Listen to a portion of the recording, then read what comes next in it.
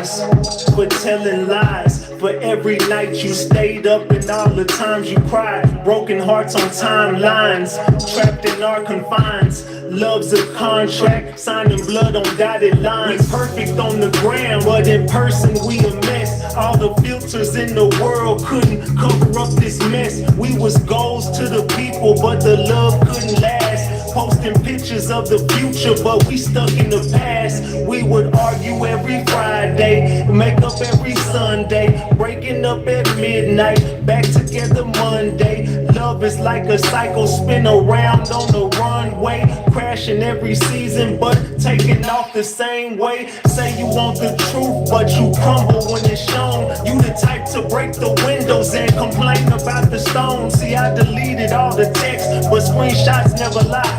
I was saying I was working, but I was really outside. I was caught up in the cycle, I can't seem to let it end. I was breaking every vow, but swearing I'll amend. I'm faithful on the gram, but a villain in the flesh. Two faces in the mirror, both toxic, both a mess. I used to believe in you, hung on to every word you said. Thought it was me and you, but you had other plans instead. You couldn't stay true, you welcomed her into our bed. You must have lost your mind, you must be out your head, yeah. 'Cause you're a snake, you're a liar, I'll bring rain, I'll bring fire, and you won't know peace.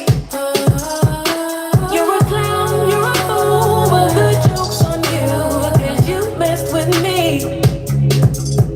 I don't get hurt, no, I get even.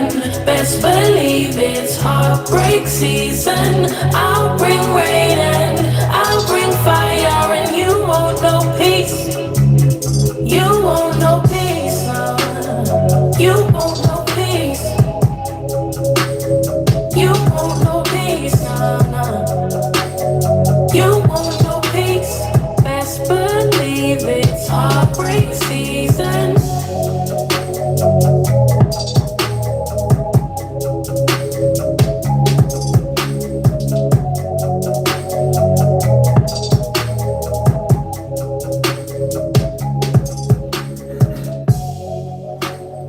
Hey, no, I'm tone bite, no, I'm tone bite, no, I'm tone bite. We back, Ratchet Gang. We back with another one. We back with another banger. Let's get the likes up. Look, you might have forgot. Hell, they might have forgot. But you already know. It's the king. Too loyal, no, I'm tone bite. Ratchet TV. Hey, y'all already know, man. Y'all already know. Get the likes up if you in the building. And if you're new to the channel, hit that subscribe button, tap that notification bell so you can get the drop whenever I drop. Aight, so boom. Man. We gotta talk, Ratchet Gang. We gotta chop it up. Look, right about now, we gotta get back into this Charlie Kirk situation. Crazy stories that are coming out. It's a lot of weird activity going on. I don't know if y'all have been keeping up with this case. Let me know in the chat by either you can just tell us in the chat. Salute Binky on the 5-piece. I appreciate you. So it's the king. Hey, salute Binky for the $5. I appreciate you. Salute to Big Leash with the 20-piece. That's how you got to start a show off with a 20-piece McNugget. Let's get it. Leash says, been waiting on you to cover this all day. Salute to Leash. I appreciate you for the $20. Well, we here now. Let's get this going. So tonight, I think I might end up getting in some trouble after this live, because you got to be brave to continue on with this story after realizing what's really going on, right? So have y'all been keeping up with what's going on? Let me know in the chat. If you have, drop the gems. If you have not and you're trying to understand what's going on, drop the eyeballs. Let me know. If you've been keeping up with this story, drop the gems in the chat. If you don't know what's going on, but you're just here to get the drop the eyeballs. Let's go. Let's see who's... I need to learn how I got to cover this story tonight.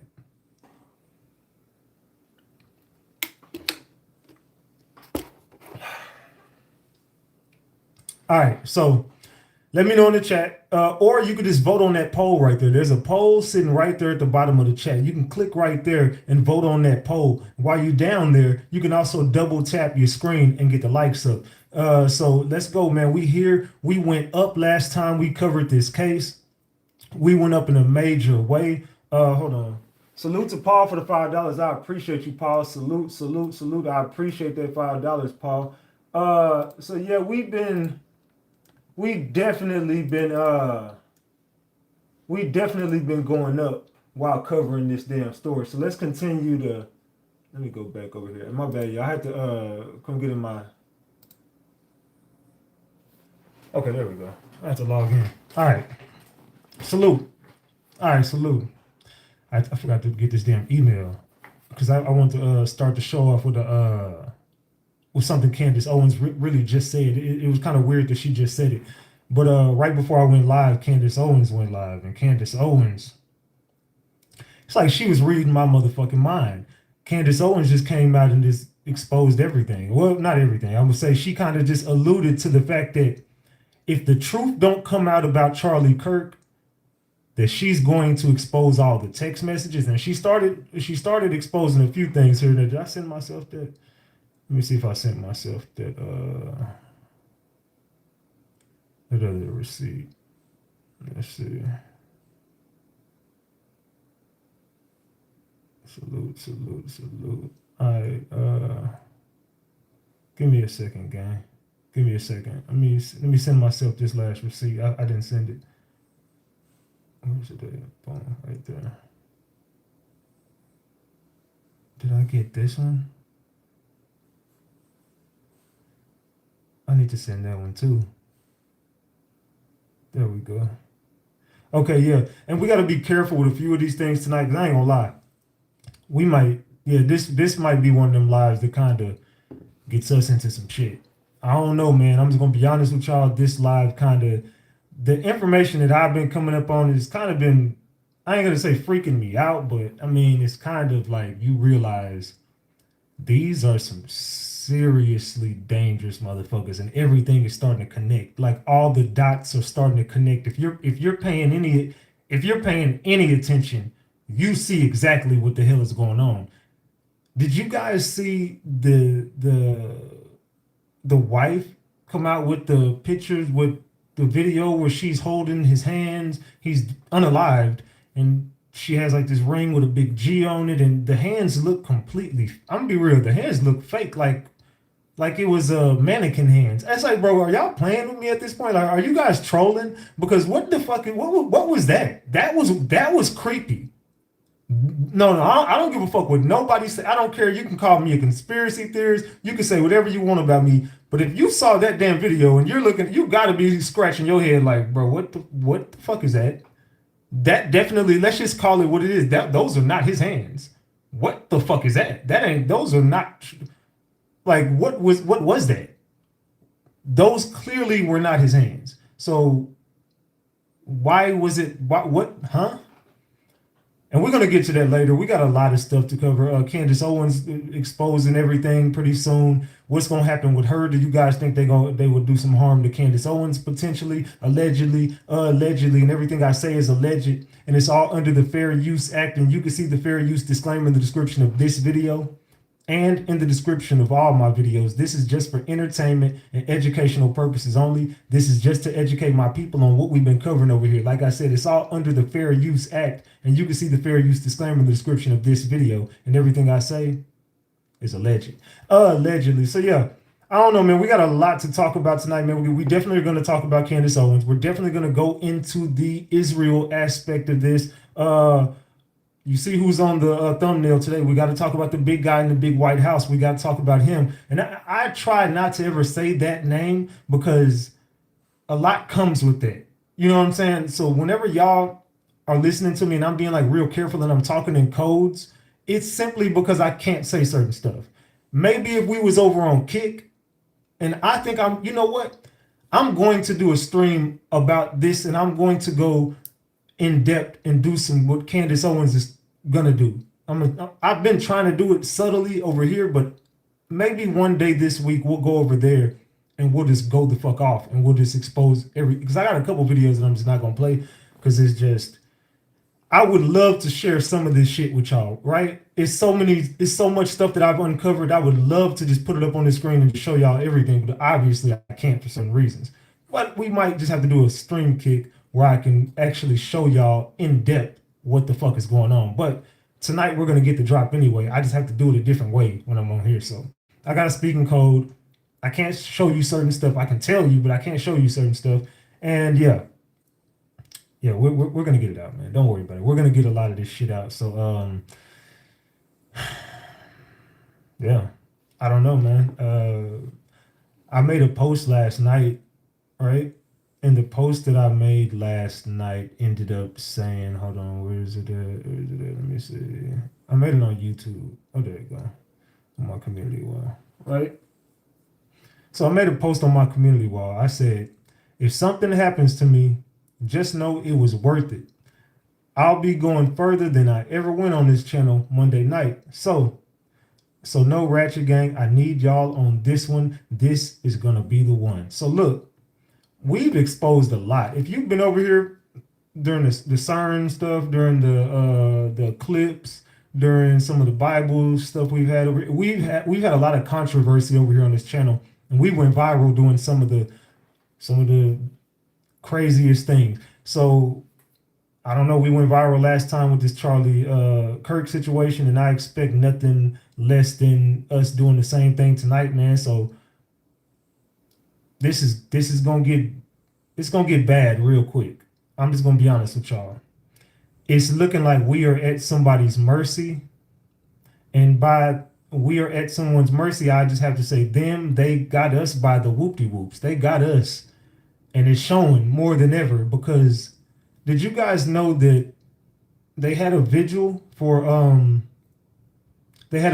Charlie Kirk, and the big guy in the big White House went to go play golf in New Jersey, but the vigil took place right down the street from the White House, like right across the street from the White House. So you left the White House to go to New Jersey to go play golf and missed your man's event. You know what I'm saying? Like,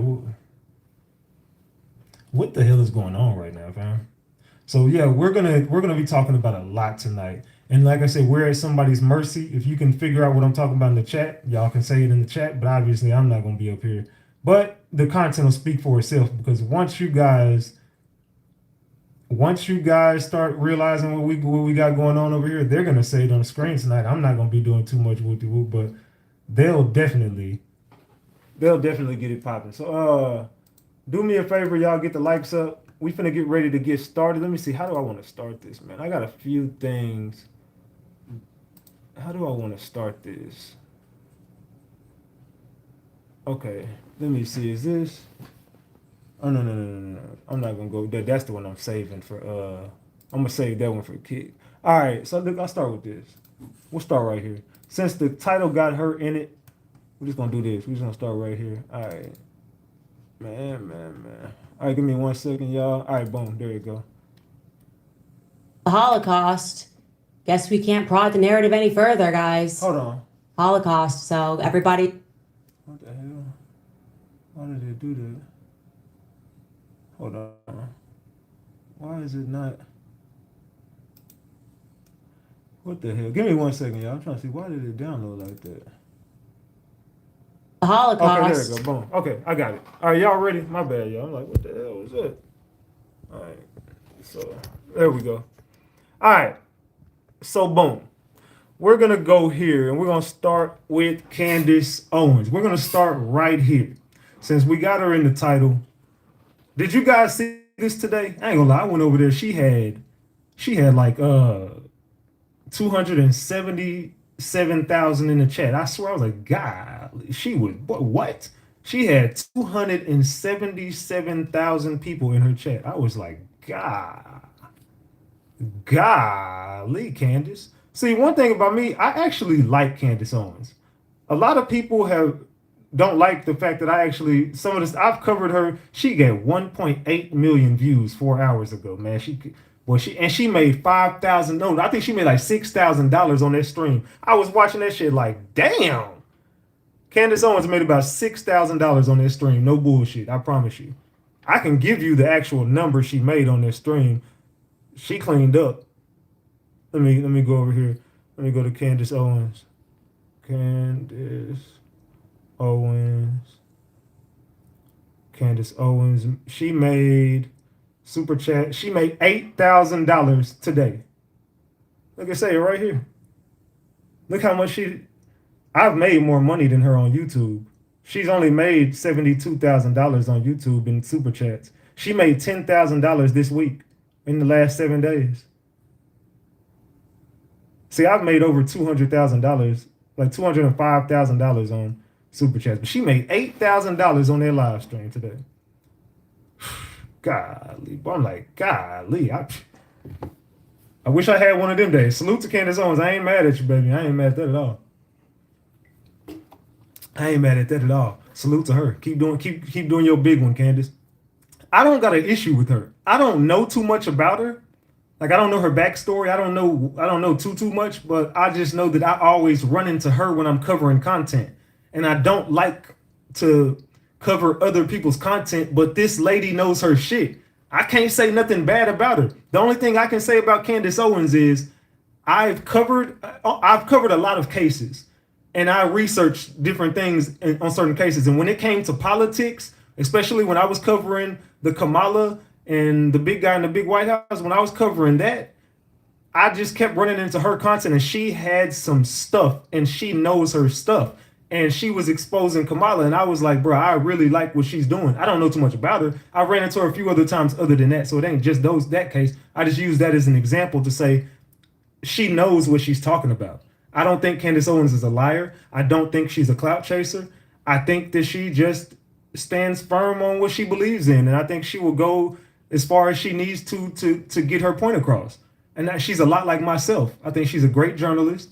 I think she does her research, she does her homework on people, and people don't like her because she's a truth teller. And that's just my opinion on her, based on what I know about her. And I don't know her backstory. I just know her content.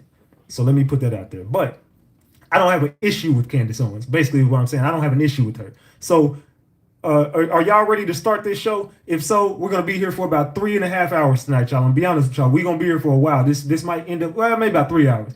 Maybe about 3.5. I don't know. It's going to be a long show, though. So if y'all are ready, go ahead and drop the gems. Let me know. If y'all not ready, y'all want to keep talking, drop the eyeballs. Let me know. Are y'all ready to start this show? Should I just press the play button and shut the hell up right now? Are y'all ready? Let me know in the chat. Let's go. Guess we can't prod the narrative any further, guys. Holocaust. So everybody's just stopped talking about anything. I mean, hey, he's the victim. It's absurd. It's just absurd. The Holocaust happened. You heard him. We're sick of this shit. Salute Miss Rocker for being a member for 10 months. Drop the flowers for Miss Rocker. My bad, Miss Rocker. We really are. And there will be no narrative that I will not prod when it comes to figuring out why people are lying about the state that Charlie was in when it came to the topic of Israel. Again, you can examine Charlie in his own words. He was starting to talk about topics that you're not really allowed to talk about when you take money and big checks are being written. Okay, so what she's talking about is allegedly, y'all, allegedly, these people, and by these people, you guys could say it in the chat, allegedly they gave Charlie some money. Allegedly, they actually gave him money. This is from the research I've done. From the research that I've done, I have found out that Charlie did allegedly take a payday to shut up about certain topics. This is what I heard. I don't know, you know, I just know that that's from, yeah, I'm pretty sure that I'm pretty right about that. They offered him money. He took a check, allegedly, and also declined an offer. Something happened between the two to where I think he took the money and then he realized. It's kind of like once you know how they said it about Tupac. They say Tupac, this is how the story really goes about Tupac, if you know the story or not. Tupac allegedly sold his soul without knowing or did some, you know, he definitely was with shit and with whatever. But then once he realized what the fuck was really going on, he kind of opened his eyes and tried to go against the grain, but it was much too late by that point. So I'm not gonna get on talking about Tupac. I'm just using that as an example. So maybe allegedly Charlie did business and didn't realize who he was doing business with, and then opened his eyes like, damn, I might have took the payday from it's like selling your soul to the devil. The devil actually came to you, you didn't even realize it. So he's like, what the fuck? Like, nah, Charlie is not with that. Charlie is definitely one with God. So I think Charlie kind of realized what was going on, and he opened his eyes, and it was much too late at that point. Much too late. Let's continue. My bad. I'll just continue. That pressure was increasing every single day. In fact, he was telling the truth even about Jeffrey Epstein. Take a listen.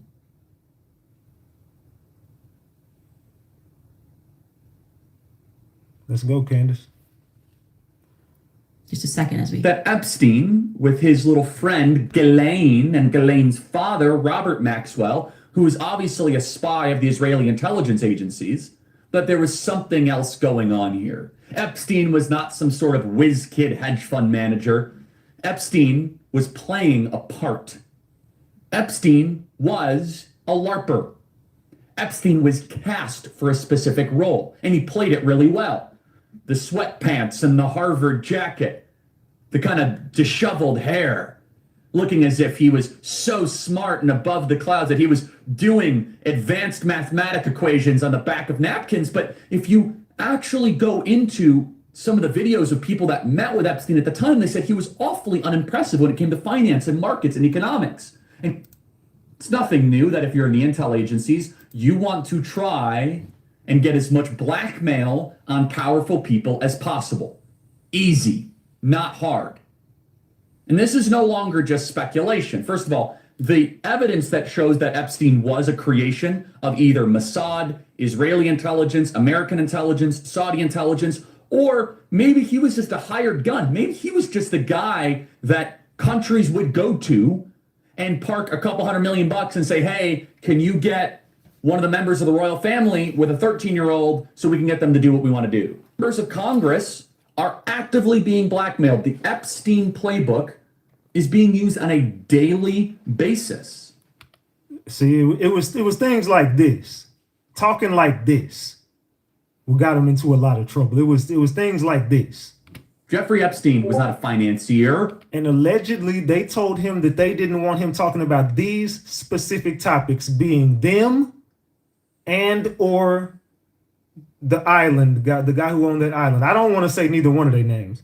So one of them starts with an end, and he's from the land of I. So if you don't understand what I'm saying, y'all can say this stuff in the chat. I'm just not going to say this. I'll let everybody else do it. I ain't fuck that. So these people dangerous as motherfuckers. So let's continue. Allegedly, they told him to stop talking about these things.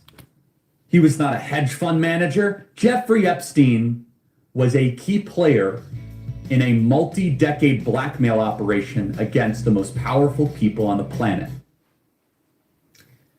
Yeah, I don't know, man.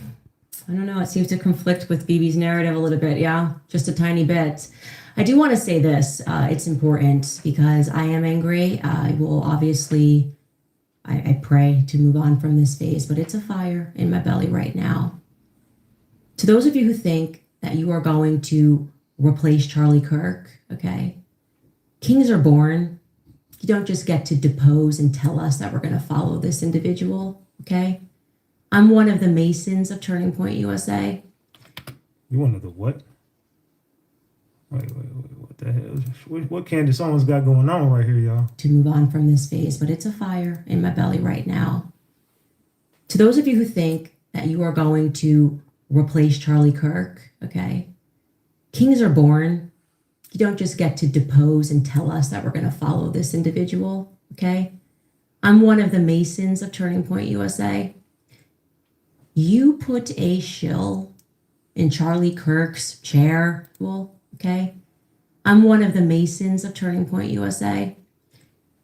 You put a shill in Charlie Kirk's chair, in Charlie Kirk's company, and you try to tell us to follow that individual, I will be an enemy of you. There will be nothing that can stop me, okay? And I want you guys to say, this is not a threat. This is a promise. There will be nothing that can stop me. I will release every single text message. Stop. And you try to tell us to follow that individual, I will be an enemy of you. There will be nothing that can stop me. Okay? And I want you guys to understand, this is not a threat. This is a promise. There will be nothing that can stop me. I will release every single text message. So to those of you who are trying that, I'm seeing the messages, I am telling you to back off right now. Like right now, don't do it, okay? Don't you think about it. I know exactly who you are. I know exactly who you were that were exerting pressure. Don't you pretend to be right. Little text message can stop me, okay? What do y'all think about this? What the fuck, Candace? Like, yo, do you think that they would possibly do something to Candace? She's been doing a lot. She's in Charlie Kirk territory, just not, I would say, she's how people say about me and Charleston White. I'll use this as an example. I say Charleston White is Ratchet TV on tour. He does a lot of the stuff that I do, as far as, you know what I'm saying, getting reactions out of people. I don't do it like he does it at all. I would say we're kind of similar in a way. And he's out in the public doing what I do on the internet. She's on the internet doing what Charlie Kirk did in public. That's the difference. And I want you guys to understand, this is not a threat. This is a promise. There will be nothing that can stop me. I will release every single text message. So to those of you who are trying that, I'm seeing the messages, I am telling you to back off right now. Like right now, don't do it, okay? Don't you think about it. I know exactly who you are. I know exactly who you were that were exerting pressure. Don't you pretend to be noble now and say nice things about Charlie Kirk and think you're going to slide into his chair, okay? Over my dead body, which I'm sure can be arranged. Now, I'm going to take a pause. We're going to go to some sponsors, and then we're going to get into what we are. She said, over my dead body, but I'm sure we can get that arranged. Like, what the fuck does she got going on, y'all? What does she got going on? Man. So this is crazy, bro. This is crazy. Let's get... All right, man. So that right there goes to show you Candace Owens ain't playing. So let me do this real quick while I'll go grab this real quick. We're gonna go over here. Let me log into my Instagram. All right, bet. All right, let's get over here. All right, we're gonna go over here to this Instagram. So check this out right here, y'all. Hold on, what is it? No, not that. It's supposed to be, I don't know why that's coming up as that, but it's supposed to come up as this. And it's right here. I don't know why it's coming up as that. I'll just read it to y'all. But this dude obviously did an interview. It says, resurfaced video of George Zinn. That's the guy who was arrested while creating a diversion amid Charlie Kirk's assassination, recounts how he knew Al-Qaeda was responsible for 9/11 attack the moment he saw the towers fall. Now, what in the hell? These are two of the most powerful people in the world, two of the people that have the most resources to information in the world. And one is saying that we're gonna have some humans that's gonna be able to become immortal because of biotech. So these people, and this is what a lot of this stuff is, just know that there's some other stuff going on behind the scenes with a lot of these motherfuckers. And there's a lot of background stuff that he was finding out with this shit. Charlie Kirk was not assassinated because he was political. He was eliminated because he broke the silence contract. Give me 60 seconds and we'll break down the moment he crossed the line. On the surface, this looks like another political hit, but here's what activated his execution. He started threading Epstein's network out loud, not just speculation, real connections, Mossad, US politicians, foreign blackmail. Then he hosted a fair debate with a Zionist. He was not hateful, he was surgical. That's when they called him anti-Semitic, not for hate, but for breaking narrative control. When you decode Babylon, they don't debate you, they delete you. Here's why this was military, not civilian. This wasn't some angry leftist with a gun. It was field level precision. So what if I was to tell y'all that the real shooter might have been found? What if I was to tell y'all that the person that they got, I don't believe them? And I'm going to show y'all tonight why. After we leave this live tonight, y'all will be looking completely different. Now, with this, I got to be careful. You know what I'm saying? I got to be careful on certain stuff because I know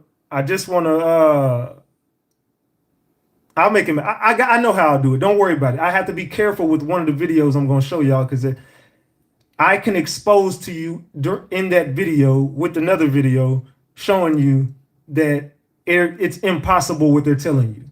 It's literally impossible. There's no fucking way. It's not humanly possible. It's not scientifically possible. The explanation they're giving you is just not.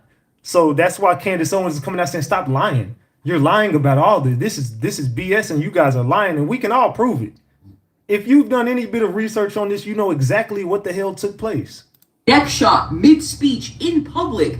Plane leaves the airspace, disables tracking, then turns it back on. Multiple fake shooters reported. That's a mimic tactic. Classic covert play. Confuse the crowd, flood the feed, delay the truth until everyone forgets. This was not about Charlie. It was about you. If they can kill the face of the resistance, they hope the body will shut down. But if they can kill the head of the resistance, they're hoping that the rest of the body shuts down. If they can kill the head of the resistance, they hope that the rest of the body shuts down. That's crazy work. the 144,000 don't go quiet. Hey man, this is a deep message tonight. There's no way we don't already got 1,000 likes. We got damn near 5,000 people in here. Double tap the screen to get the likes up, y'all. Double tap that screen. Come on, let's everybody for Charlie Kirk, for justice, for you. It ain't even got to be for him, for you, for the future. Double tap that screen so we waking up, man. We build, seal your nervous system, decode the operation, anchor the scroll. I promise you, Babylon's blueprint is cracking. The fear ritual did not work. Why? Because sovereigns don't broadcast fear. We collapse it. This assassination was not red versus blue. It was a pressure valve. When too much truth leaks out, Babylon hits the kill switch. But that only works when you forget that you're the firewall. If they can do this in plain sight, what else have they done that you have not decoded yet? Don't just comment, don't just repost, scan your field. This isn't commentary, this is war. Remember, Charlie was the warning, you are the response. Charlie was the warning, you are the response. Congress are actively being blackmailed. The Epstein playbook is being used on a daily basis. And again, more talking about that list and more talking about what these people are doing. This whole thing has been signed, sealed, and stamped by the parasites at the top. Literally, you cannot get any more obvious at this point. It took them exactly 33 hours to get this guy. 33 hours. 33 hours. Yeah, okay. You know when you put the word neck in gematria, it equals 33? Trump's first day in office to September 10th is exactly 33 weeks and 3 days. From Charlie Kirk's birthday to September 10th, 47 weeks. 47 is chilling here.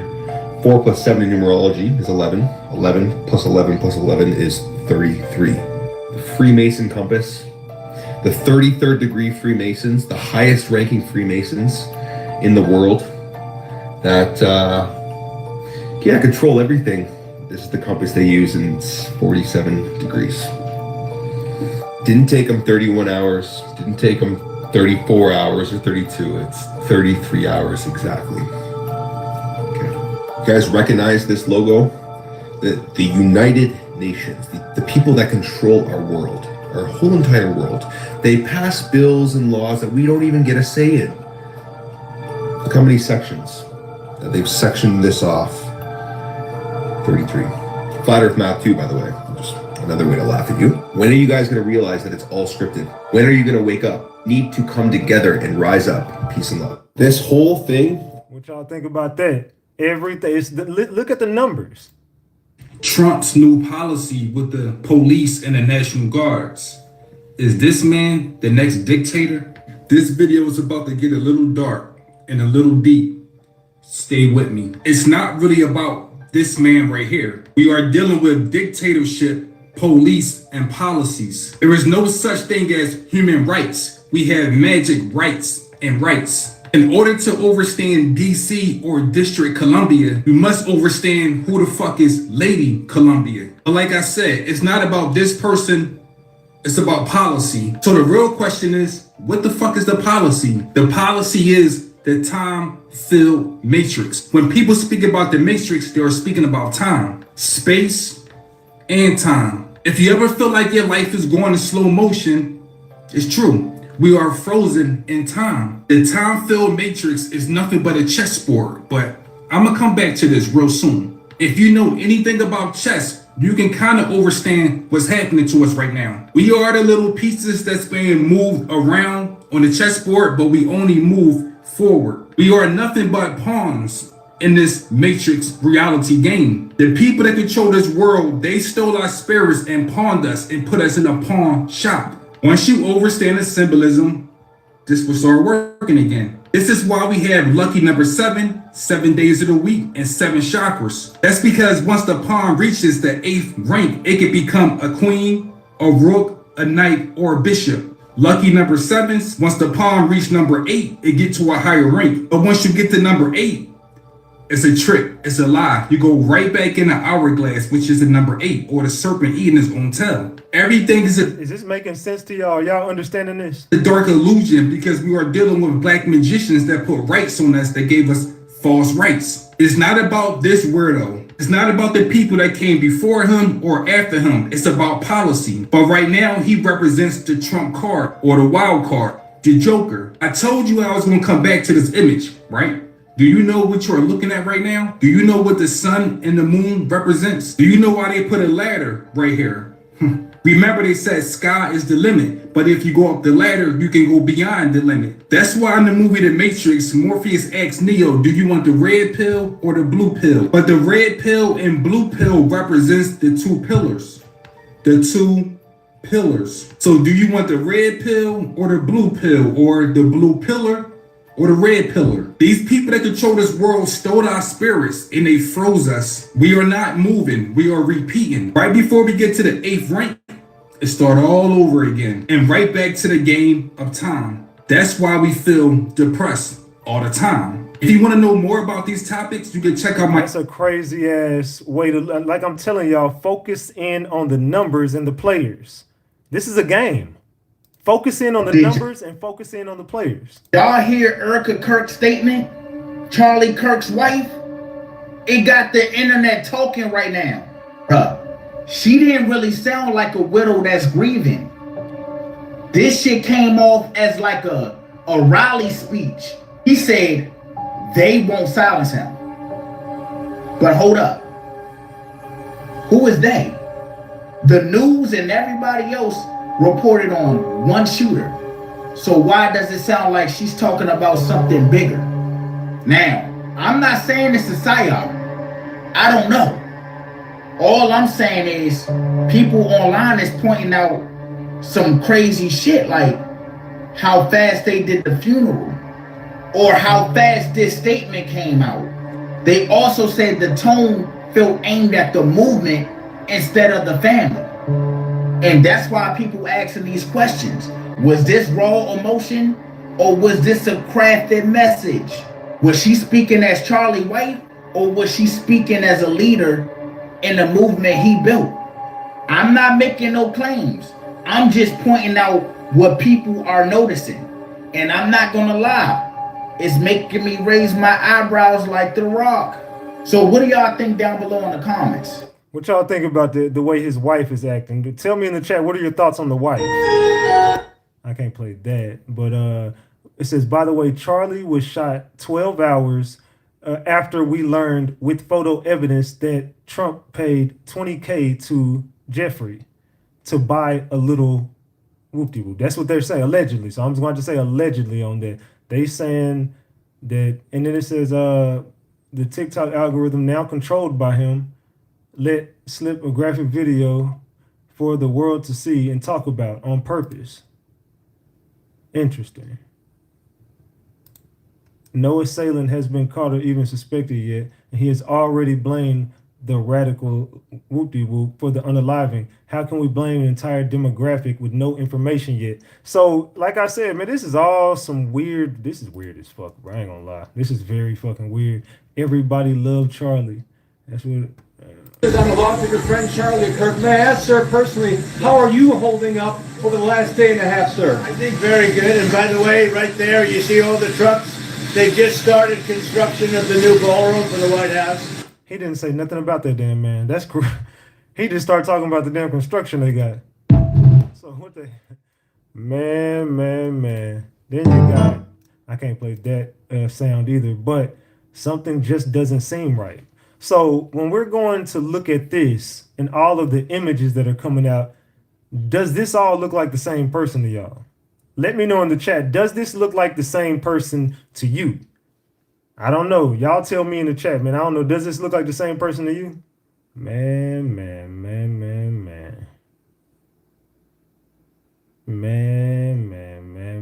They say that's not the shooter. No, but I'm gonna show you there was multiple people on that roof too. Now watch what I tell y'all. I'm gonna show you. When we can start getting to these receipts tonight, you're gonna watch. Just watch. Just pay attention to this, y'all. Pay attention to this. I can't play because they got some damn song in the background, but just watch this shit. Look at all this stuff that people are finding out about this. Charlie Kirk security detail. Now look at this. Pay attention, y'all. Who is that dude? I exposed him the other night, remember? Who he's connected to. The security detail when he was attacked. And look who Trump's, look at this. Whenever he was attacked, you know, the ear incident, remember that? Look at that dude. Is that the same dude? Allegedly? Oh shit, is that the same dude? Allegedly? What do y'all think? Man.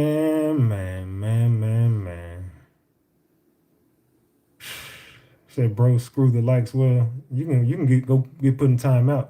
The likes get us going down that algorithm. This is, you know what I'm saying? We gotta get this video out there. Shit, it's definitely about the likes. Get the likes up. Double tap the screen. So let's continue. They look very similar. I'm gonna be real. They look very similar. Then you start to realize the signs, the hand signs for sniper, and then you start to realize these are the hand signs. Look at this. This is what, you know what I'm saying? When you do a little research, look at this. Yeah, so there's a lot that's going to be going on, man. There's a lot. Candace Owens claims Charlie Kirk was fighting with powerful billionaires before his death. Hold on, my bad. Move over there. He was fighting with powerful billionaires before his death. He took money from them over things he was discussing. The truth will be revealed. Charlie Kirk was fighting with some very powerful billionaires that he took money from over things he was discussing. The pressure on him was immense over the last 2 weeks. The truth will be revealed. The messages will be leaked, and the movement he built will rise up. So this is Candace Owens coming out saying, my bad, y'all couldn't see that. This is Candace Owens. Salute to Will Wallace for that $50. Thank you, Will. I appreciate you. Says show ratchet. Y'all already know. It's the script for real. Salute. I appreciate that, gang. Salute. I appreciate that. Yeah, man. So Candace Owens is definitely saying that he was taking money from people, and by him taking this money from these people, they was trying to silence him, but he wouldn't shut up about it. Even whenever he took the money, he wouldn't shut up. That's facts.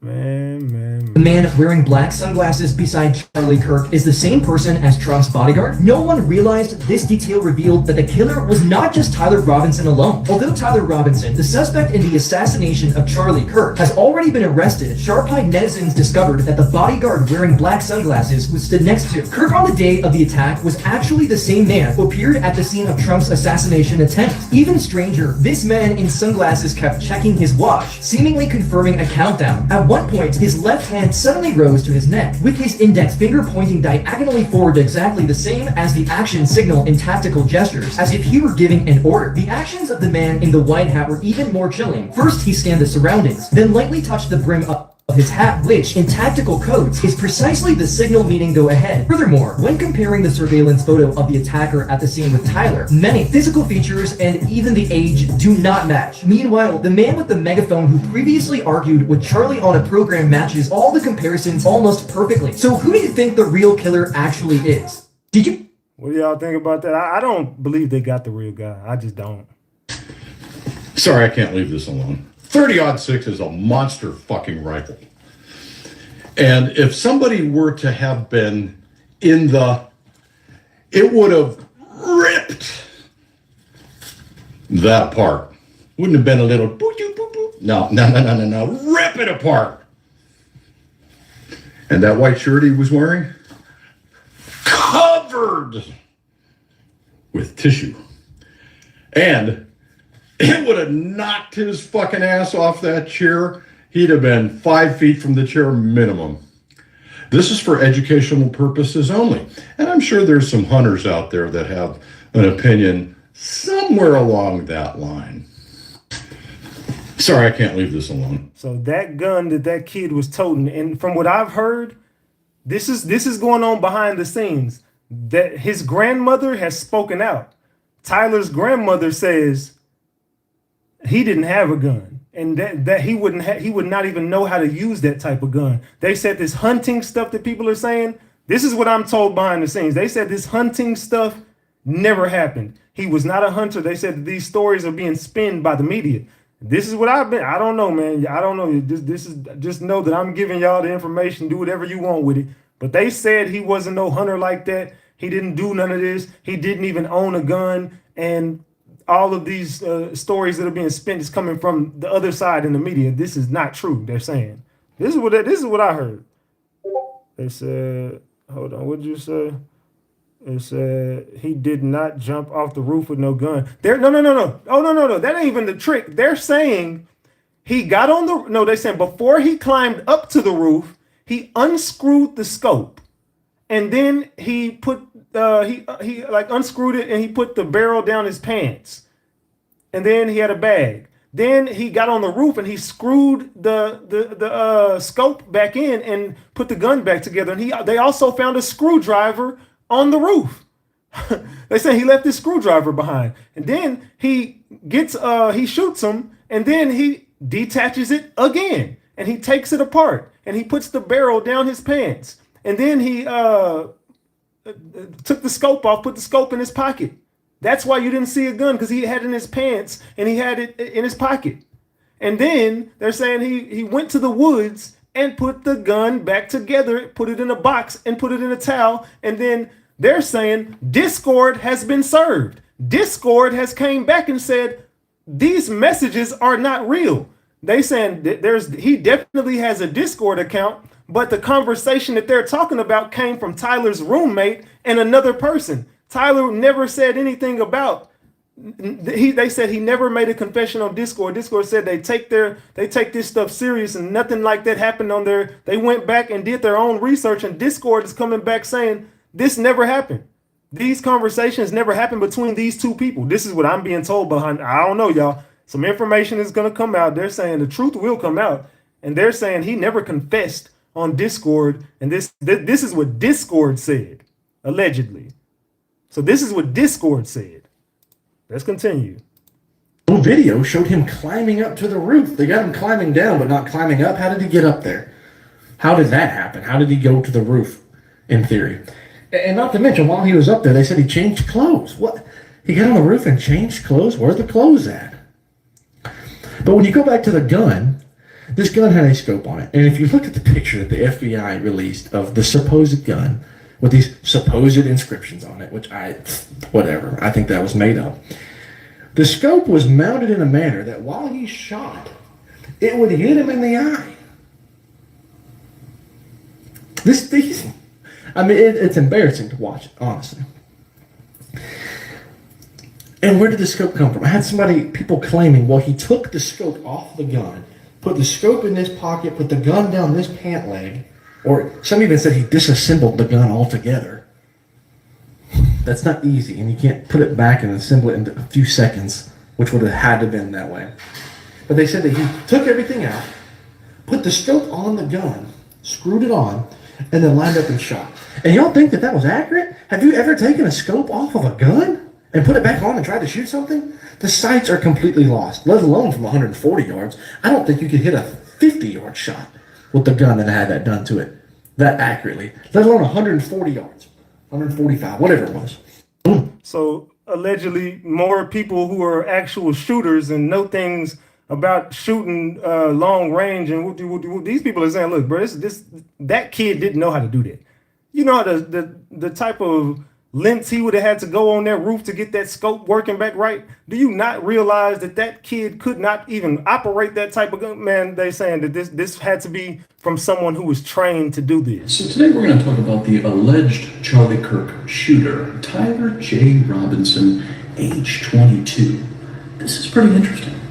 So this is where it gets really weird. On SoundCloud, there was a song called Charlie Kirk Dead at 31 that was published in Ogden, Utah about a month ago. Okay? Now, Tyler J. Robinson, age 22, here's his telephone number. That's where it's registered to. Ogden, Utah. So they say he's from Washington, Utah, and he drove to the Utah Valley University. That'd take about 3.5 hours. And then Trump said that it was about a 33-hour manhunt. Notice the numbers. Then it gets weirder when you find this flight that everybody's talking about that turned off its radar, and then you find out who it's backed by. Something's kind of connected here. So then I decided to look up Israeli assassinations, and this is quite a rabbit hole. This has been going on since the 1950s. They pay Gentiles to do things. And some people might say there's no proof, but somehow Wikipedia, this goes on and on. This is crazy. Look at how much of this. These are all just taking people out all the time since the 1950s. Something to kind of think about. Then it got even deeper when I was looking into the work of Henry Ford, and he was talking about back in 1492 with the whole Christopher Columbus thing. 300,000 Jews appeared in America at the exact same time. Gets deeper when you find out who runs the educational system, who's been teaching you a little bit of a different side of the story. Rockefellers, J.P. Morgan, Rothschilds. Connection. So I don't know about you, but I would question everything. And look into the protocols of Zion and what they talk about with the Gentiles and what they want to do to the Gentiles and how they are trying to destroy things. So, question everything, my friends. I love you. See, man, I'm telling y'all, this rabbit hole gets deep. This is a crazy rabbit hole. And we not even starting the show yet. I'm just starting off with the receipt folder, and when I get into these videos, I'm finna get into some more shit. This is just the beginning of the show, so fasten your seatbelts. It's only gonna get better. Battle is coming to the West, and the enemies are wokeism or Marxism combining with Islamism to go after what we call the American way of life. And the American way of life is very simple. I want to be able to get married, buy a home, have kids, allow them to ride their bike till the sun goes down, send them to a good school, have a low crime neighborhood, not to have my kid be taught the lesbian, gay, transgender garbage in their school. We want the American way of life, which is, by the way, Christendom. Christians. Our sacrifice, our toil, our vision The outgrowth of the scriptures gave us Western civilization. And this is where I think is a great rallying cry. Doesn't matter if you're Hispanic, doesn't matter if you're Asian, doesn't matter if you're black or white. Everybody, if you are Christian and Jesus Christ is your Lord and Savior, these two threats are combining forces. It's time that the church stands and rises up against it. And I stand with that message right there, man. Lies that Epstein, with his little friend Ghislaine and Ghislaine's father, Robert Maxwell, who is obviously a spy of the Israeli. So we went over this clip before, and this is some of the messages as far as these people who he took this money from. He got in bed with the wrong people. And I think he slowly realized it was much too late to back out of this deal. They already told you the stipulations of this deal, and you decided to take the money. And I think you figured out who the people were you actually took the money from. Man. It feels exactly like 2020 on here right now, the energy of the conversations. So some people are coming out saying like, this feels like this all over again, based on how people are acting. October 14th, 1993, October 14th, 1973. Man, the rabbit hole gets deep, y'all. The rabbit hole gets deep. This is a crazy Only care about hole. yourself, Who said I was not a about leftist? the other people. Who said I was a leftist?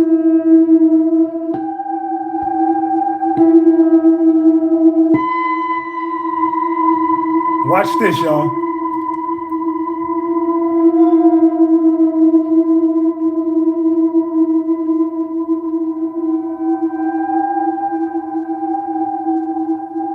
Only care about yourself, Who said I was not a about leftist? the other people. Who said I was a leftist?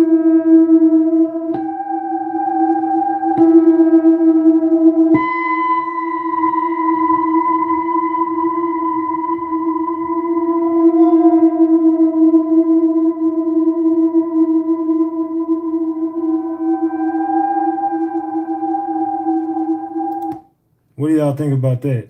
What y'all think about that shit, man? It's crazy, right? And again, it's just something doesn't add up. Something just doesn't add up when it comes to this, bro.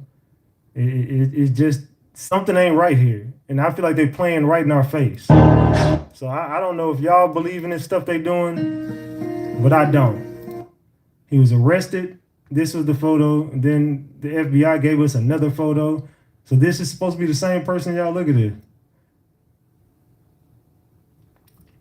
This is supposed to be the same person, but then they had drones in the air. If you look in the air, you're going to see they had drones in the air that day too. So what the hell was really going on? Why is drones flying over the damn place where he's going to get taken out of? Why you got drones over here?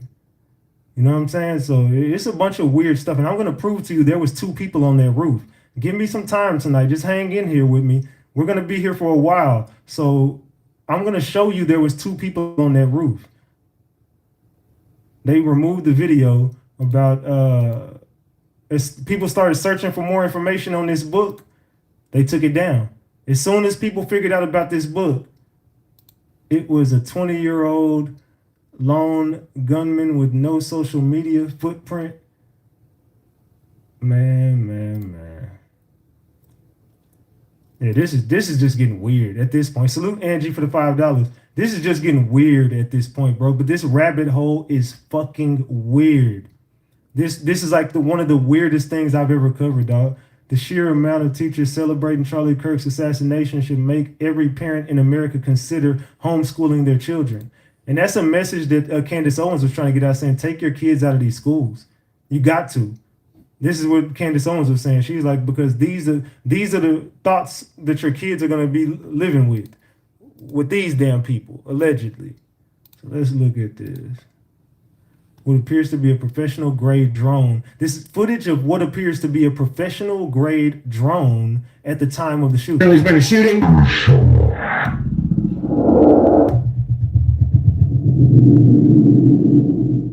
There's just a lot going on right now, man. What the fuck? Why would a drone just randomly be over there? Like, why would a drone just randomly be over there, y'all? Make that make sense. Why would they need a drone? Shooting. I don't know, man. This is just... Israel killed Charlie Kirk. It is plain as day. I don't care what your favorite influencer says. I don't care what Kash Patel, that freaking idiot, says. Israel killed him. It just released. Did y'all see the plane? The plane got the whole info about the plane leaving. It leaves the airport that's 5 miles away for a few minutes, turns off all of its locations, which is illegal, for 45 minutes, and then turns them back on and it's heading the other direction. It just got released. That plane, guess who owned it? A big-time rich Jewish donor. Guess who's been on the news and posting and tweeting all about this whole Charlie Kirk thing? And does anybody not find that weird that the Israel leader is just keeps constantly like, when have you ever seen in the history of living that someone get accused for an assassination or something big, like some big event? What political leader is just constantly going live and denying it? I ain't never seen no shit. They would have been like, man, you probably would have released a statement like, hey, condolences, but we had nothing to do with it. Fam, you've been going on newscasts, you doing interviews. It's like, you seeming kind of guilty, bro. And denying it hard. Benjamin Netanyahu. Kind of sounds like he's nervous, like he understands, oh, people are figuring this out. He's even claimed, no, we didn't do this. It was the Islamists, the extremists. Just like he did 9/11. Guess who did 9/11? Benjamin Netanyahu. That's literally a fact. Allegedly. In fact, if you haven't got that far down the rabbit hole, I've been that far down the rabbit hole, and I'm gonna tell you right now, it's a creepy place. It's a creepy place to be. I'm sorry, like you're lost. This is not a hard case, and I don't know whether or not the shooter is the guy that they were picturing everywhere. But I will say this: it had several people commenting towards me saying that the rifle was in his pants and that he took the scope off and put it down his pants also, and then he had a screwdriver and screwed the scope back on once he got on top of the building. Are you an idiot? Like, I'm not trying to be rude, but have you ever shot a gun and taken the scope off and put it back on and then seen where the gun would shoot? It's nowhere close. No, you're not hitting a shot at 140 yards straight to the jugular with a gun that's had the scope pulled off and put back on, and you just expect it to be on there. No, I don't know whether he was a shooter or not, but I can tell you this: the gun that they found, it was planted, and that was not the gun. The scope was mounted too far back to even shoot it. You'd blow your eye whenever you shot it. And why did he just conveniently put it back into a box? Like, oh, here you go. Guys, this is not some trans extremist individual. This was a professional shooter, and yes, it was a professional shooter. 140 yards is a long way, and whenever your adrenaline starts pumping, have you ever shot a deer from that far? You start shaking because you get so excited. I would like to imagine that if this was a one-time shooter who's about to take their first human life, their adrenaline's pumping, they're nervous, they're shaking. This was not just some individual. This was a professional shooter hired by Israel. That makes perfect sense what he's saying. Think about this. This is a kid. I doubt very seriously Tyler ever took a life before. I don't even believe he took this one. But I'm just saying, let's for argument's sake, okay, let's say he is the shooter. Or you're going to say he's the shooter. If this was his first time about to take a human life and he's holding this, he would be trembling. That shot would not, he would have missed the shot. Or hit him somewhere else. He would have been sitting there. There's no way a trained assassin or killer, a trained shooter would not. Someone who's taken a life before, that was easy work. That's light work. I mean, I got this. I'm gonna make the shot. They love that. Your adrenaline's pumping, but you ain't shaking. You good. You've done this plenty of times. Whoever did that been here. They've been here a time or two. There's no way this kid did that. Because Charlie Kirk was starting to realize what was going on. And even Candace Owens said that on her show. He was beginning to come around and realize these things. And he was afraid that Israel would kill him, and they did. It's a simple answer, and that's what happened. Israel killed Charlie Kirk. Do y'all agree with that statement? Let me know in the chat. But the fact is now Bibi and the Israeli hard right government has a mandate. I gotta be careful the way I say this. Get the likes up, y'all. Get the likes up. Double tap that screen. They're going to try to ethnically cleanse Gaza. I mean, that's, and I don't use that term lightly. Okay? Listen to what he's saying, bro. Creation of either Mossad He started saying too much, man. He was giving out way too much game. There was recently a funeral held for Charlie Kirk.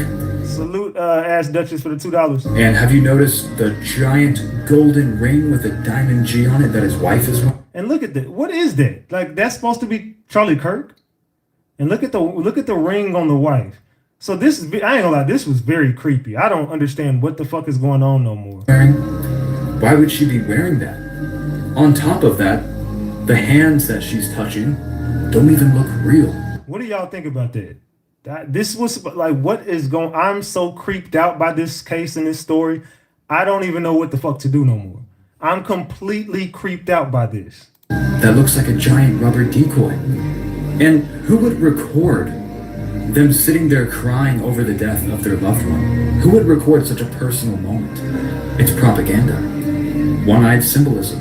If you can see the symbolism, you can spot the deception. But if you want to sit here and remain in denial, then the same things are just going to keep happening. Yeah, so the same guy that was involved in the Trump incident was involved in the incident with Charlie Kirk. Is that a coincidence? I don't think so. Charlie Kirk is probably in the Bahamas, enjoying his margarita and laughing in everyone's faces because you're silly enough to fall for their pranks. It was all a prank, bro. What do y'all think about that shit? Those hands definitely did not look real to me. Those look like mannequin hands, rubber hands or something. That didn't look real.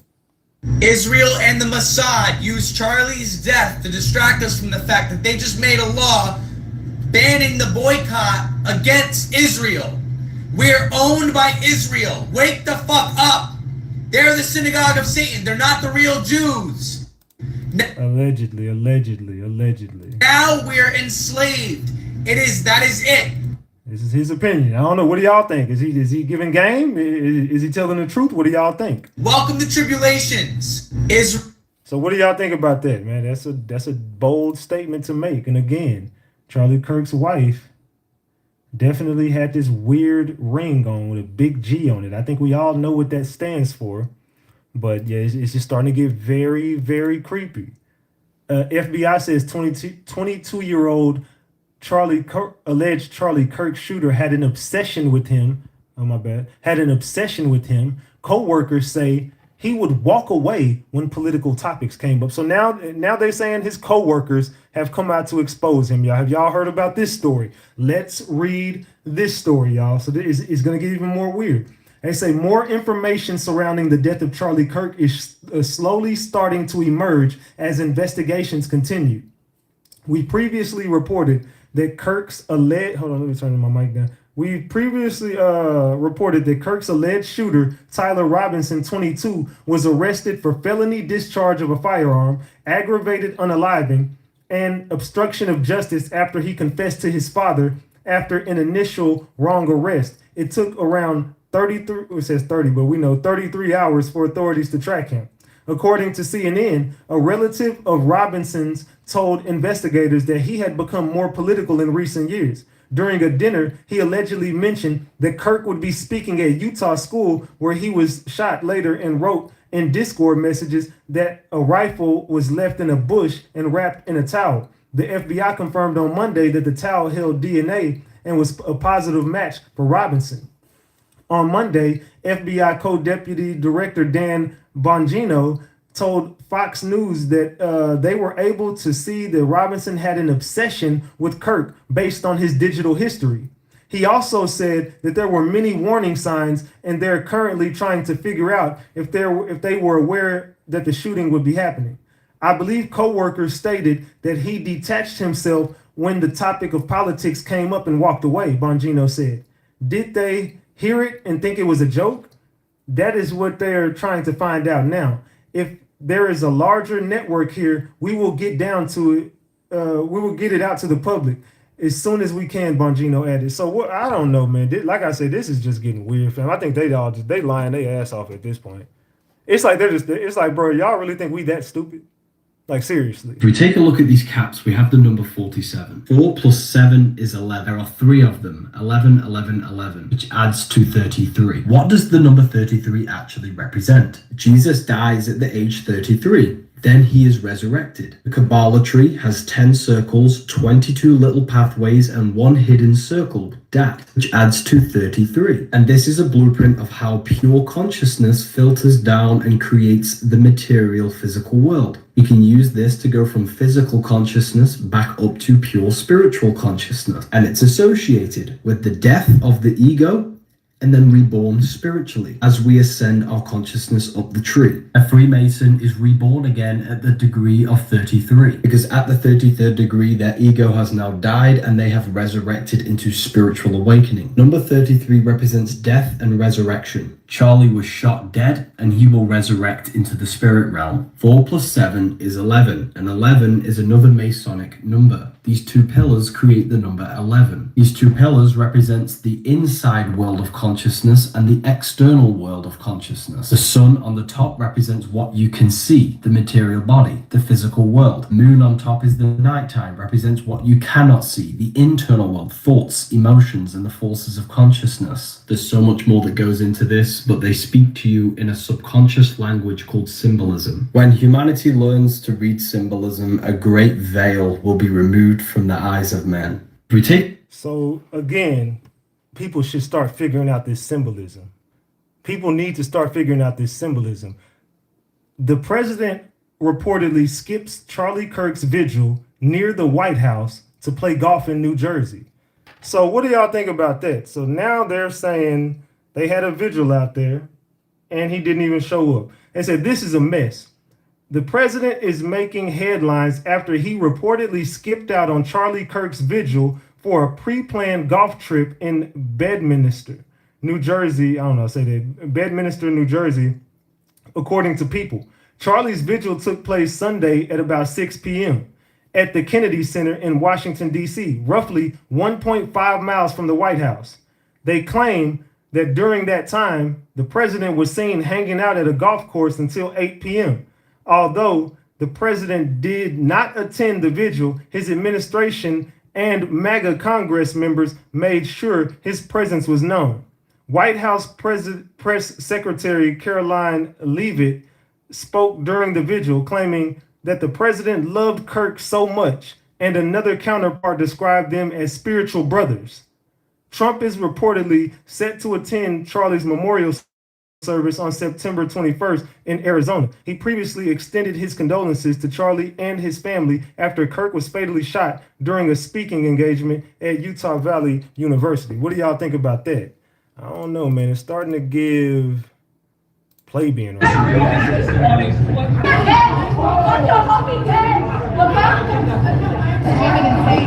only people that you're getting around with is like, hey, look at me, everybody. Look at me.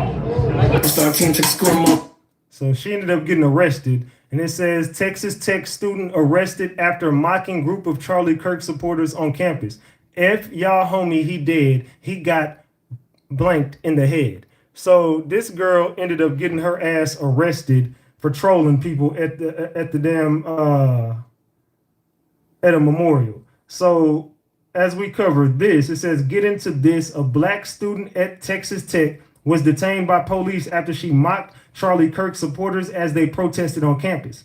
In the viral video, 18-year-old Cameron Booker can be seen counter-protesting a group of Charlie Kirk protesters who were holding signs in remembrance of the slain figure. Cameron approached the group of men and began to laugh at Kirk's death.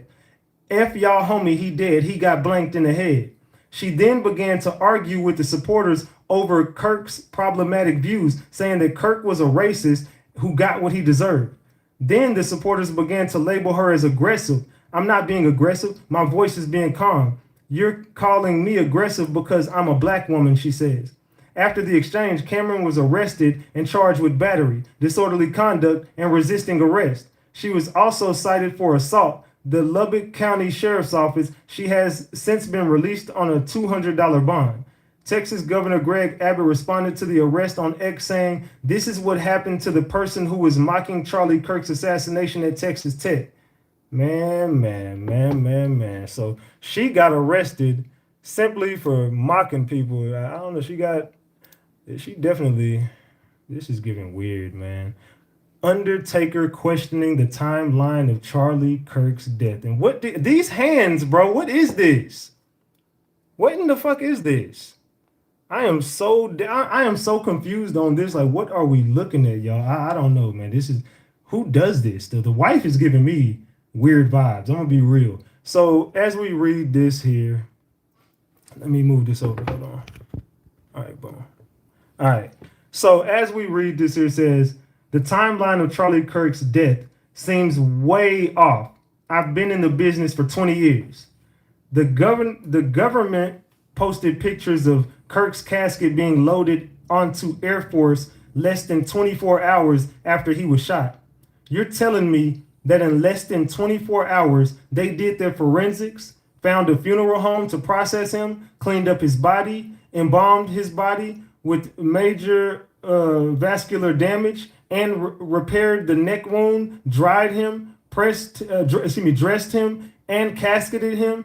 This is assuming that they didn't get the death certificate or file with the health department and waived all transit paperwork. It's also interesting that in the video Kirk's wife is posting, you can't see his face or any of the repair damage to his neck. His hands are placed to the side, which is very uncommon.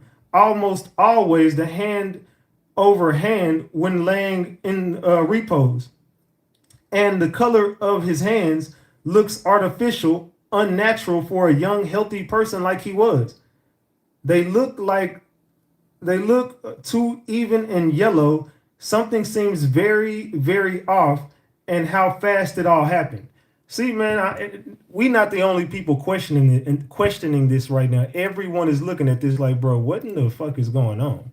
Then Candace Owens starts releasing text messages. This is like, I don't know, but this is getting drama filled to a T. So it says, I feel incredibly privileged to have spent a day and shared a meal with Charlie Kirk. The summer he was a giant of a man, Bill Ackman says. And then it says, any comment on this one, Seth? Need a comment ASAP, please. It says, trying again here. You were present when Ackman lost his mind on Charlie and when Bibi invited him to Israel and Charlie refused. Text messages immediately following this meeting were circulating. I find Ackman's statement as though the meeting was somehow cordial to be incredibly disturbing. Are you at all disturbed by that tweet? Do you feel, as I do, that this tweet significantly betrays the defined purpose and mood of his? And I presume your final meeting with Charlie Kirk? So she's exposing like Charlie Kirk was not cool with these people. Y'all are lying.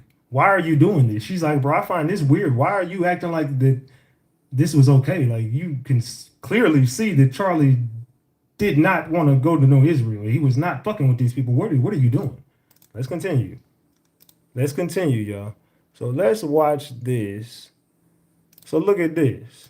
Pay attention. When he's passing out hats minutes before, it says, see the two figures right there in front of the crowd on the roof. Watch the circle. Just look at it. Can y'all see that? Can y'all see that? Man. You can clearly see two people up there. You can clearly see two people up there. Man. Yeah, you can clearly see two people up there, dog, when he's passing out the hats.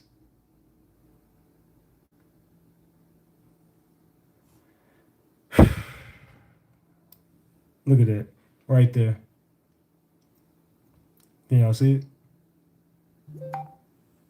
Look at that. Look above. You can clearly see two people standing right there on the roof. Look, right there. Right there. You can clearly see it. And then they duck down. And get back. Look at it. Allegedly.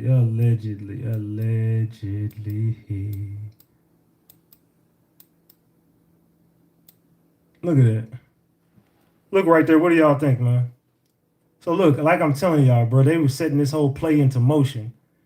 This has been set into motion this whole time. They know what the fuck they did, man. Like I said, I was gonna prove to y'all there's more than one damn shooter on that roof. They lying to you. Let's continue. Let's get this show started, man. Let's go. Does the President of the United States fear for his life? Yes. Yes. I mean, obviously he fears for his life. And I was told that he feared for his life before the 2 assassination attempts, one coming within a millimeter of striking his head. I mean, let's not forget about that. But I mean, just to clarify, he doesn't fear for his life because of Ireland. I mean, I've been told, yes, that Israel is a major source of concern for Trump. I mean, think about it. What would happen? This is our ally. If he suspended arms if he suspended arms to a country that carries out assassinations all across the globe, that specializes in assassinations, that has an entire wing of its intelligence services that conducts assassinations, including with household goods like pagers, would you not be scared? So yes, Trump is scared. And what I learned from this source, who is a Trump insider, someone who talks to who talks to people in the Oval Office, people close to Trump, is that during one of Netanyahu's many visits to the U.S. this year, some figures in his retinue, Israeli agents, placed electronic devices on emergency response Secret Service vehicles. Salute to Jess B for the $20. I appreciate you. The Secret Service found them and they reported this to the White House. You know, these would be emergency response vehicles that would respond to an incident potentially involving the president. Man. So they're saying that he is in fear of his life. The president is in fear of his life after these attacks. What do y'all think? All right, I think I found the shooter. All right, see, now this one I got to be careful with. So with this, I don't want to show Charlie Kirk, okay? So I'm going to put my hand over this and we're going to watch something. I just got to be careful with this one, but I just want to show y'all something. This guy right here with the white hat, he starts it by creating a couple signals. He touches the bill of his hat. This is the one. Yeah, this is the one. Yeah, okay, this is the one. Okay, so shoots him, can see him, and he's also seeing this guy. This guy has to get out of the way from the guy in the white, and he steps forward to get in front of this guy so that the guy that's over here that shoots him can see him, and he rubs his right arm, and then you can see this guy in the background. Watch this.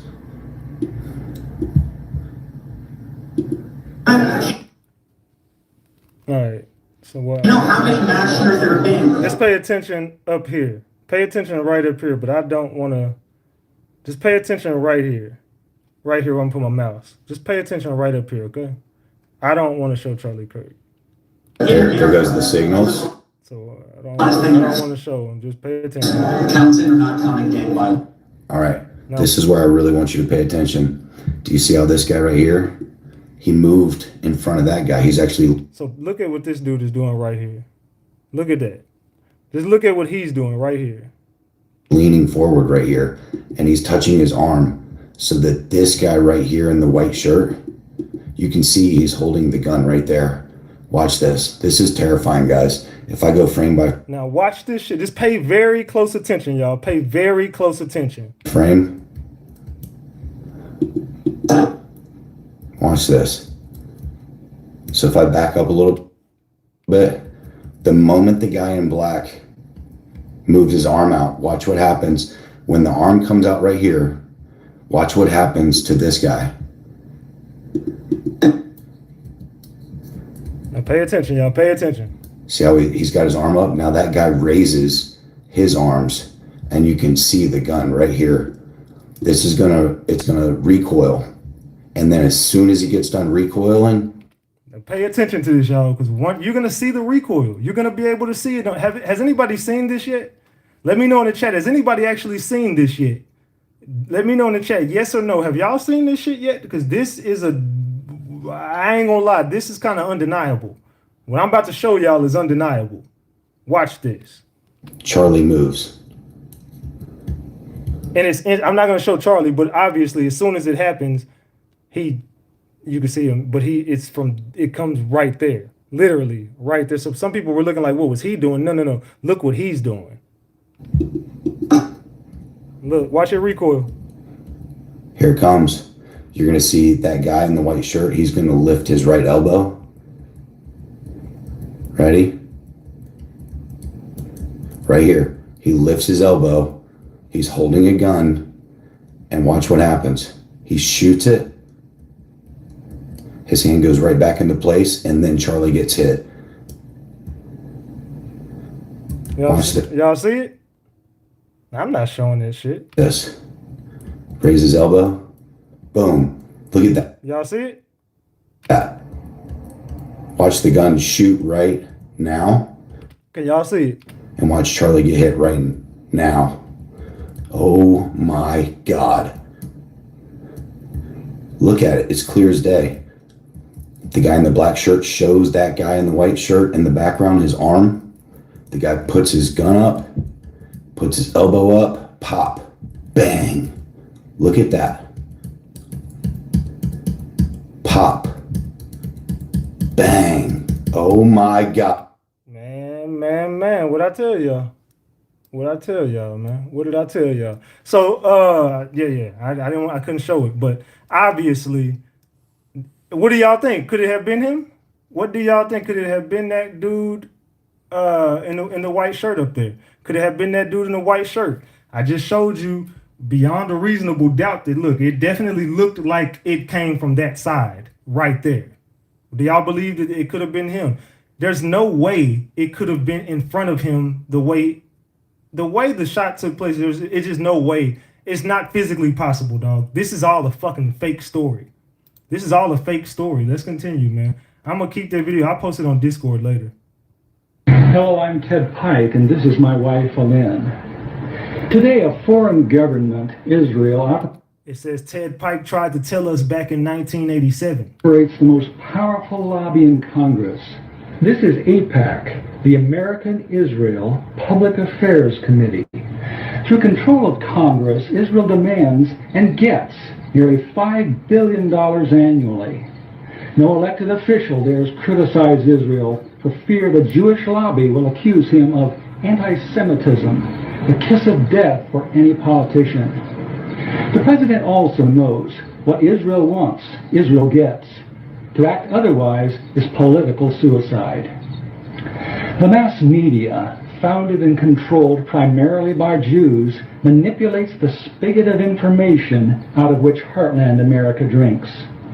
The message of this contaminated source is, if you criticize Israel, you are anti-Semitic. Be safe, keep your head down, or you are fair game for being knocked off by the Zionist shooting gallery. As a result, our president and elected officials are slaves to political correctness when it comes to Jews and Israel. They cannot seriously criticize Israel, especially as the source of Mideast strife and terrorism. They cannot suggest an end of aid to Israel. They cannot even protest Zionist control of Congress. So what do y'all think about that? They saying, look, we basically slaves to these people, allegedly. Allegedly. What do y'all You want to know what they were trying to distract us from in the last couple days? Well, it's this right here. The House of Representatives just passed a bill punishing, quote, politically motivated boycotts of Israel. Quote, in a first step towards a federal law punishing criticism of Israel, the House of Representatives on Wednesday, that was 9/11, mind you, passed a massive defense budget that would bar companies engaged in politically motivated boycotts of the country from Pentagon contracts. The bill would effectively ban contractors boycotting Israel from tapping most federal contract dollars, since more than half of the $755 billion in the U.S. government spent on contracts last year flowed through the Defense Department. All right, so in more plain English, the U.S. Congress is trying to make it so that in order for American weapons manufacturers to supply weapons to the U.S. military, they must also supply weapons to Israel by law. What the is that all about? I also just want to reiterate again that Israel had nothing to do with the assassination of Charlie Kirk. Okay? What do y'all think about that? Tell me, what are your thoughts on that, y'all? Man. You better not say nothing. You better not say nothing about nobody. That's why I told you I gotta be real careful, man. I'm just putting the information out there. Y'all do whatever y'all want with it. Candace Owens just exposed that Israel's Netanyahu lied about the letter that Charlie Kirk wrote to him. Last night, one day after the tragedy, Netanyahu booked himself a primetime slot on U.S. national television to read a letter from Charlie Kirk about how much Charlie loved Israel. Except that's not what the letter said, according to Candace Owens, who's a very close friend of Charlie Kirk. So now she's coming out and saying Netanyahu needs to release that full letter. Let Charlie speak for himself. Don't put fake words in his mouth. And oh, by the way, why are you lying about this? You're the leader of a nation who's at war with 7 countries halfway across the world, and you're booking a prime time slot on US TV airwaves to come and lie about Charlie one day after this tragedy? What is going on here? Not to mention, Candace also added that yes, Charlie was at war with his donors over the question of Israel and the war in Iran. So this was really heating up. Things were really bad. Charlie was fearing for his life, and now you got this. What is going on? Do not listen to people who say, stop asking questions, because they do not have your best interest at heart. They definitely don't have Charlie's best interest at heart, and they don't want you to find out the truth. Man, I told y'all we gonna go there tonight. Candace Owens says she ain't gonna stop. She ain't stopping at all. I'm not gonna stop either. That's the difference between I'm not stopping shit, man. We gotta get this. We gotta wake these people up. Just because you took off the head of the movement does not mean the rest of the body will shut down. We will not shut down. Me and my people gonna stand up and we gonna wake the fuck up. Because just like this platform, if something go down with me, it doesn't end with me. That's the difference between when you have an actual movement going on. My people out here in Ratchet Gang are smart enough to realize what to do if something ever go down with me. They'll have it solved and everybody going down. Let's keep it going. Do you remember when Nick Fuentes embarrassed Candace Owens? And people laughed at her on social media a few weeks back. Then Candace does this mysterious tweet. Don't dismiss questions. Follow me. Don't dismiss the questions about Charlie Kirk. The shooter was allegedly a groyper. For those of you who don't know, groypers are known for their pedophilia and homosexuality, allegedly. It's Nick Fuentes' group. And he was allegedly a Nick Fuentes follower. But what else are the groypers known for? Hating Charlie Kirk. Think back to Groyper Wars. Allegedly, Fuentes sent his followers to flood Kirk's events, heckle him, smear him, call him a fake conservative. Allegedly, at the event, he got shot. 11 out of the 14 questions at that one event were Groypers. Is that coordinated? Well, hold on. It gets darker. One Groyper was arrested by the FBI for threatening a terrorist attack at a Charlie Kirk TPUSA conference, while also getting caught with child porn. Also, another allegedly tried to shoot up a Kirk. See, look at all this stuff that's going on at all his events. Event. So ask yourself, was Nick Fuentes involved? One of his followers? Candace Owens? I don't know. I'm just asking questions. It's getting very dark out here, man. I'm gonna be real. It's just getting very dark. Thank you very much. Thank you for those kind words, Mark Wayne. Thank you to Jim O'Neill, to Tom Josnek, to Marty McCary, and to Wendy as well. Thank you for that, for sharing your story. It's with a heavy heart that I'm announcing that the conspiracy theorists were right again. COVID mRNA vaccines caused a litany of injuries, including but not limited to turbo cancer, heart failure, extreme blood clotting, and perhaps gayness. That's a chicken and egg problem that we're still investigating. The implications are substantial, and there's no easy way to say this. Anthony Fauci is a goblin.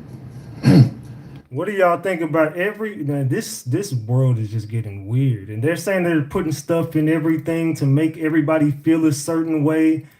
I ain't gonna lie, I kind of believe that one. Charlie Kirk. And I'm gonna tell you why I believe it, because have you guys actually tasted, like, being in all honesty, have you guys actually tasted what tap water tastes like? Like, You remember back in the day when we used to be outside and we would get the water hose, and you know what I'm saying? We would be out there with the water hose and you could drink water and it tastes like water that comes in an Ozarka bottle. It tasted like water. I mean, it wasn't the filtered water, but it wasn't poisoned water. You remember that back in the day? Go do that shit today. You're going to taste chemicals in that shit. That does not taste like water. That ain't, I don't know what the hell that is. Let's continue. Maybe Netanyahu, if he does something I don't like, and if I criticize it, am I like a bad Christian? Absolutely not. What I find strange is that we're able to criticize the American government sometimes in the Christian world with more freedom than the Israeli government. To be pro-Israel means you believe in the nation of Israel, not necessarily the government of Israel. When Joe Biden was president, you and I we loved America, but we detested our government. And those two things beautifully coexisted. Yeah, you never once said, "Hey, I'm out on America." On America, it was the right? opposite. Exactly. And what they don't want is they don't want to be called bad Christians if they challenge a foreign government, which is what happens so often. Right. Like you're a bad Christian if you have a question about a foreign government. Right. That creates backlash that I don't think people understand. Man, what y'all think about that? He was starting to question everything. You could tell he was questioning everything. Just one last thing for you. This just came out today from Max Blumenthal and Anya Parampil. Charlie Kirk refused Netanyahu funding offer, was, quote, frightened by pro-Israel forces before death, friend reveals. Ooh, let's take a look at this reporting. Charlie Kirk rejected an offer earlier this year from Israeli Prime Minister Benjamin Netanyahu to arrange a massive new infusion of Zionist money into his Turning Point USA organization, America's largest conservative youth association, according to a longtime friend of the slain commentator speaking on the condition of anonymity. The source told the Gray Zone that the late pro-Trump influencer believed Netanyahu was trying to cow him into silence as he began publicly questioning Israel's overwhelming influence in Washington and demanded more space to criticize it. In the weeks leading up to his September 10th assassination, Kirk had come to loathe the Israeli leader, regarding him as a, quote, bully, the source said. Kirk was disgusted by what he witnessed inside the Trump administration, where Netanyahu sought to personally dictate the president's personal decisions and weaponize Israeli assets like billionaire donor Miriam Adelson to keep the White House firmly under its thumb. According to Kirk's friend, who also enjoyed access to President Trump and his inner circle, Kirk strongly warned Trump last June against bombing Iran on Israel's behalf.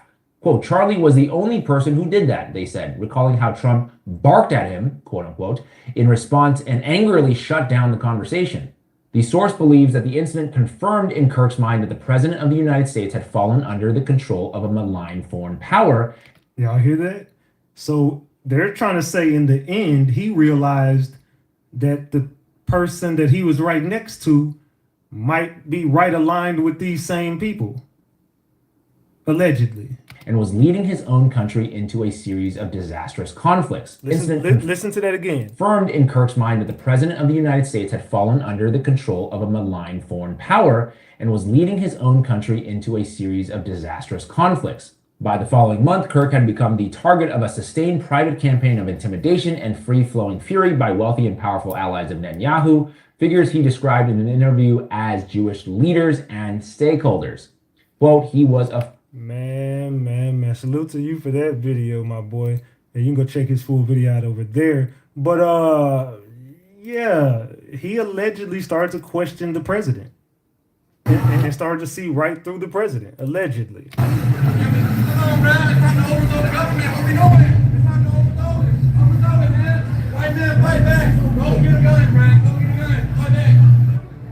Our streets! Our streets! Our streets! Our land! Our home! Fuck you all! Our land! Fight back! Fight back! Fight back! Fight back! Fight back! Fight back! Fight back! Keep going! Our home! Take back! Our land!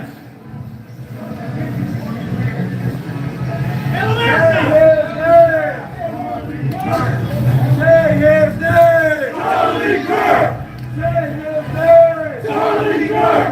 Say his name! Charlie Kirk! Say his name! Charlie Kirk!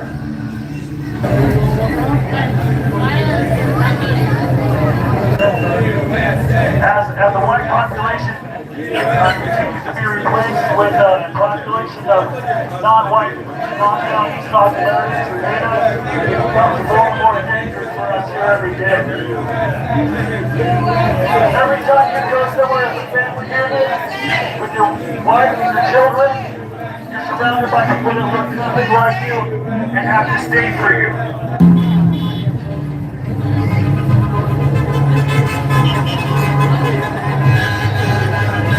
Man, something bad finna happen, y'all. They had signs up saying "crush the left."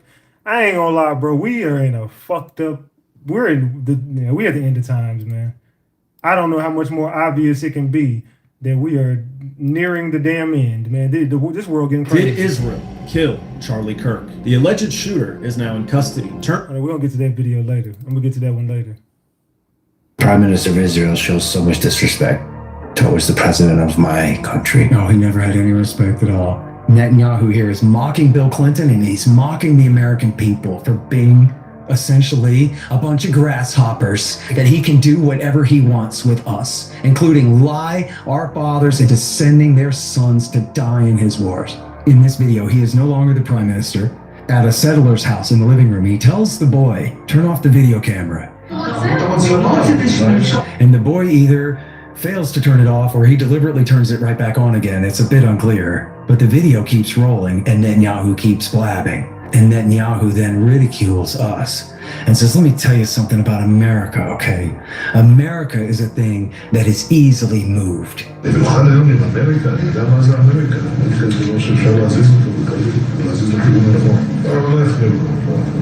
80% of them support us.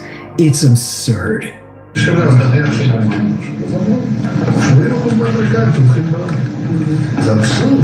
I'm not afraid of Bill Clinton. Let me tell you what I did to Bill Clinton.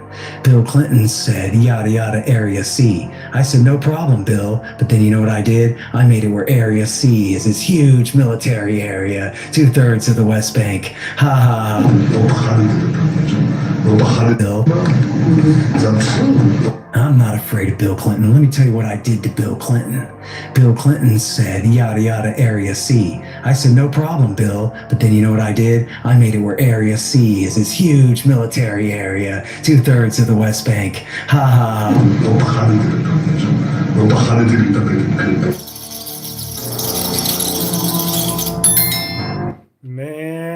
Man. So look, well, I ain't gonna lie, bro. We in trouble. That confirms everything I thought. That video right there confirms. I knew it. I was like, I feel like we puppets to them. I've been saying. So now open casket viewing is so normal, I've had to blur it out. What's this about, I wonder? The grieving widow makes a speech. Sorry, wrong clip. And what's that there? Oh, that's crazy. Is that a year? That's crazy work they put there. Hold on. Viewing is so normal, I've had to blur it out. What's this about, I wonder? The grieving widow makes a speech. Sorry, wrong clip. And what's that there? Is that a year-old magazine with Trump on the cover, facing outwards for us to see? First, let's talk about that casket. Why is this so important to convince us that someone is inside? But sorry, I'm not. It gives fake hands. Here's how hands would look after 3 days of passing away. Pause to read these 5 images. Basically just saying how the body would decompose. I'm not gonna read it, y'all. We all know it's fake, so I mean, there's no point of getting scientific with it. So, what's a PSYOP? It's short for psychological operation. A staged fake, or staged real tragedy that's designed to make the masses feel angry, sad, or emotional. Let's take Pearl Harbor in 1941. America didn't want to join in the war, but then for seemingly no reason, Japan bombed Pearl Harbor. Now England needed America to win, but the American people were not interested in a European war. Why would they be? But then this guy told England, don't worry. I'll get the Yanks involved if you give me something in return.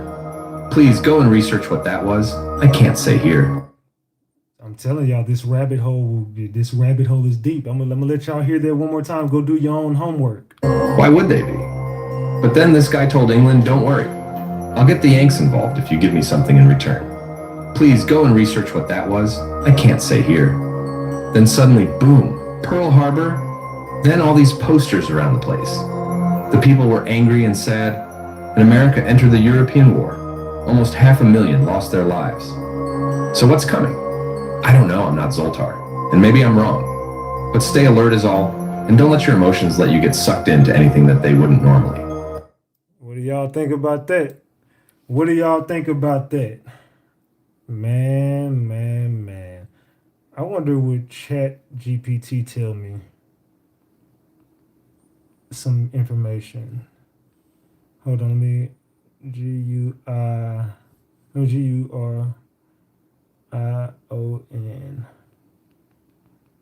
Hold on, what did he get in return?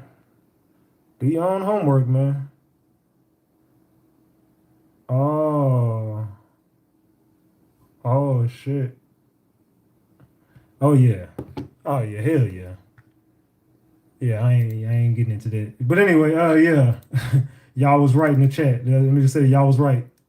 Did you see my prediction on Miss Charlie Kirk's wife and this post? This post right here? Did you see my prediction? Okay, one final thing. His wife posted this just a few days before. Kind of strange how they're all in black. Mm-hmm. And then she brings up a certain day. What date? Date. What date, Tyler? What date? I wouldn't be surprised if his services are on that date. And if they are, I want you to come back to this video and put in the comments how right I was about it all. Because she's telling you about a lot of things. Mm-hmm. Would you look at that? September 16th. Oh, at 6:30. 3 plus 3 and 3. So a bunch of... So look at that. It's all symbolism. It's at 6:30. Now, I don't know, man. I'm not just a funeral expert, but that's a weird time to start a funeral. I'm gonna be real. That's a weird time. It's gonna be dark by the time you get out of there. What is this, a ritual? You know what I'm saying? You're gonna be burying him at nighttime. It gets dark early now. 3s again. You're being played, people. He's alive and well. Said you're being played. He's whispering he's alive and well. Laughing at you. And they're laughing at you. Laughing. And while you're crying. And I didn't mean to say C. Because I point that out a lot. I don't want to throw them back in my face. I am against these liars in every way possible. And all I'm trying to do is help you see it. And if you're seeing this for the first time, go watch the 5 videos I've done on all of them and their symbolism, their 33s and their hand symbols, and them laughing at you nonstop. Her fake crisis acting. You really believe that? Do you know any single real human whose spouse would die and would go to the casket with a dead corpse and be petting them and filming that and putting that on social media? Are you out of your mind that you think that's real? Are you out of your mind? You're out of your mind. You know why? Because they are controlling your mind with trauma-based mind control. It doesn't allow you to think logically because emotions override you and you think emotionally. And the logical brain goes bye-bye. Damn it. I didn't mean to say BB. Been up their craws too much trying to expose them that now I'm saying their stupid lingo. Time to wake up, people. Time to wake up. There's a loving Heavenly Father up there who loves you. And guess what? These people, even though they claim to, they don't. They're against him. They love a little G God named Lucifer. Yeah. You should figure this one out. Oh, and guess what? You don't live on a spinning ball. You don't. It's stationary. It's covered. You've been lied to since you were in the womb, basically. From the moment you got out and they lied to your parents about needing these things, you've been lied to and poked and prodded and poisoned and made to think you're an evolved chimp spinning on a ball in endless, expanding, never-ending space. You're not.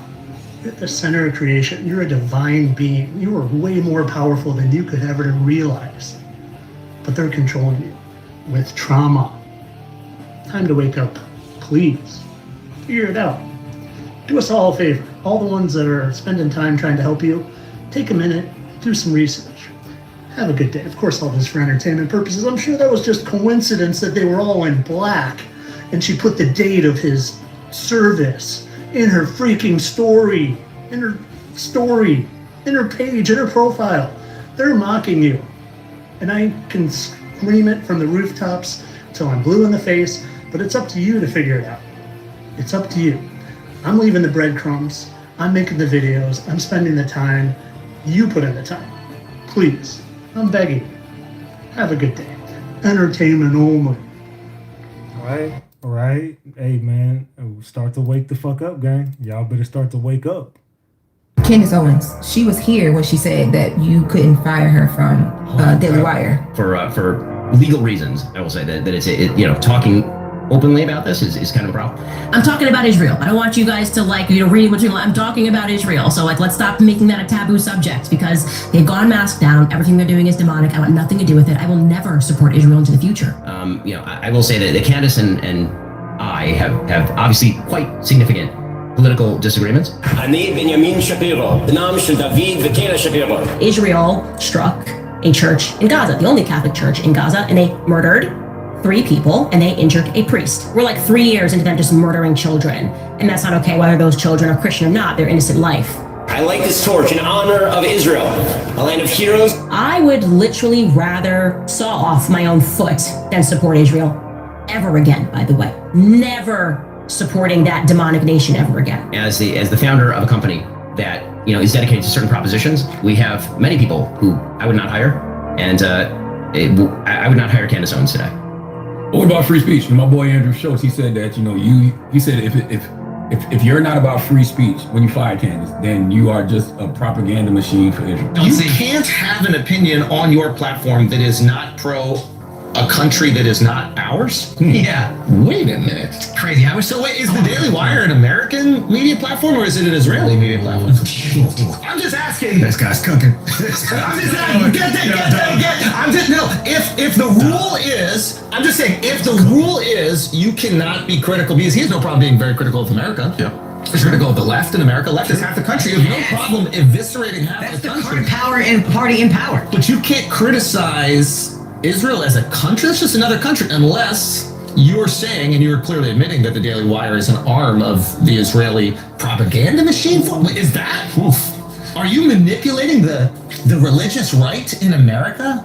Are you manipulating the right-wing conservatives in America and selling them country western movies and putting on your little cowboy hat and fake moving to Nashville so that you could take all their money and then in the process restricting free speech, one of the core tenets of the American identity? Ben. Oof. Benjamin. What is happening?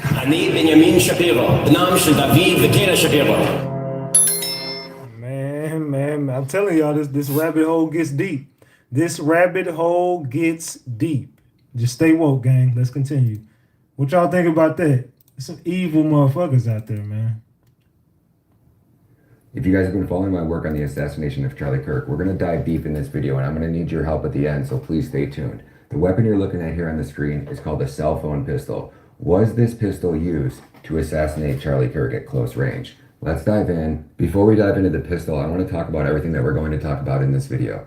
So we're going to talk about, was Charlie Kirk wearing a bulletproof vest? We're going to talk about the location of the shooter. We're going to talk about the cell phone pistol. We're going to talk about the potential assassin. We're going to talk about Google Trends and the rate of iPhone pistol or iPhone gun searches recently. We're going to talk about the front shot, the bullet hitting him in the chest. And we are going to talk about, last but not least, the cleaning up of the crime scene. So stay tuned.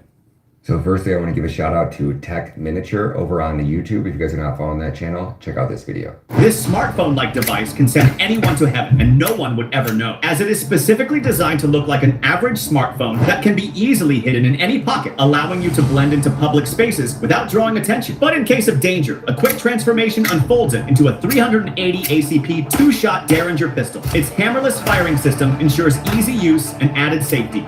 Now, before I hear people... Now, remember that video I just showed y'all of the dude that was standing right there to the side where it could have exited out of his neck?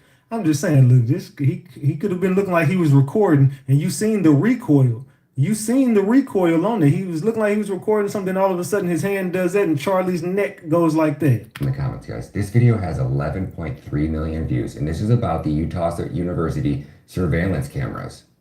People want to see those videos. We have rights to see the CCTV footage. Now let me show you an update from a subscriber who just sent me some really critical information. This guy says, "Hey Ryan, I do security and access control for a living. I install, configure access camera systems in VMS's video management systems for a living, and I have a wealth of knowledge on your recent posted topic. I manage a large campus security for over 150 companies, and I do this it includes universities.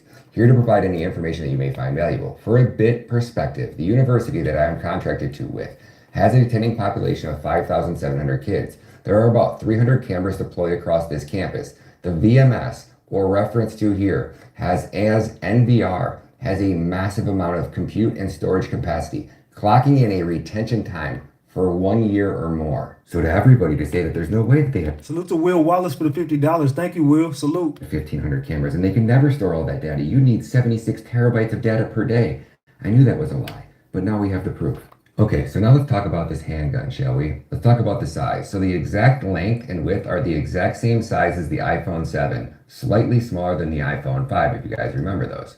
There's a better look at what this actually handgun looks like. So this is the pistol grip for it. This is the IC380, and it transforms into a self-defense firearm. You can see the exact dimensions of this gun, 5.5 inches, 3 inches in width, depth, weight.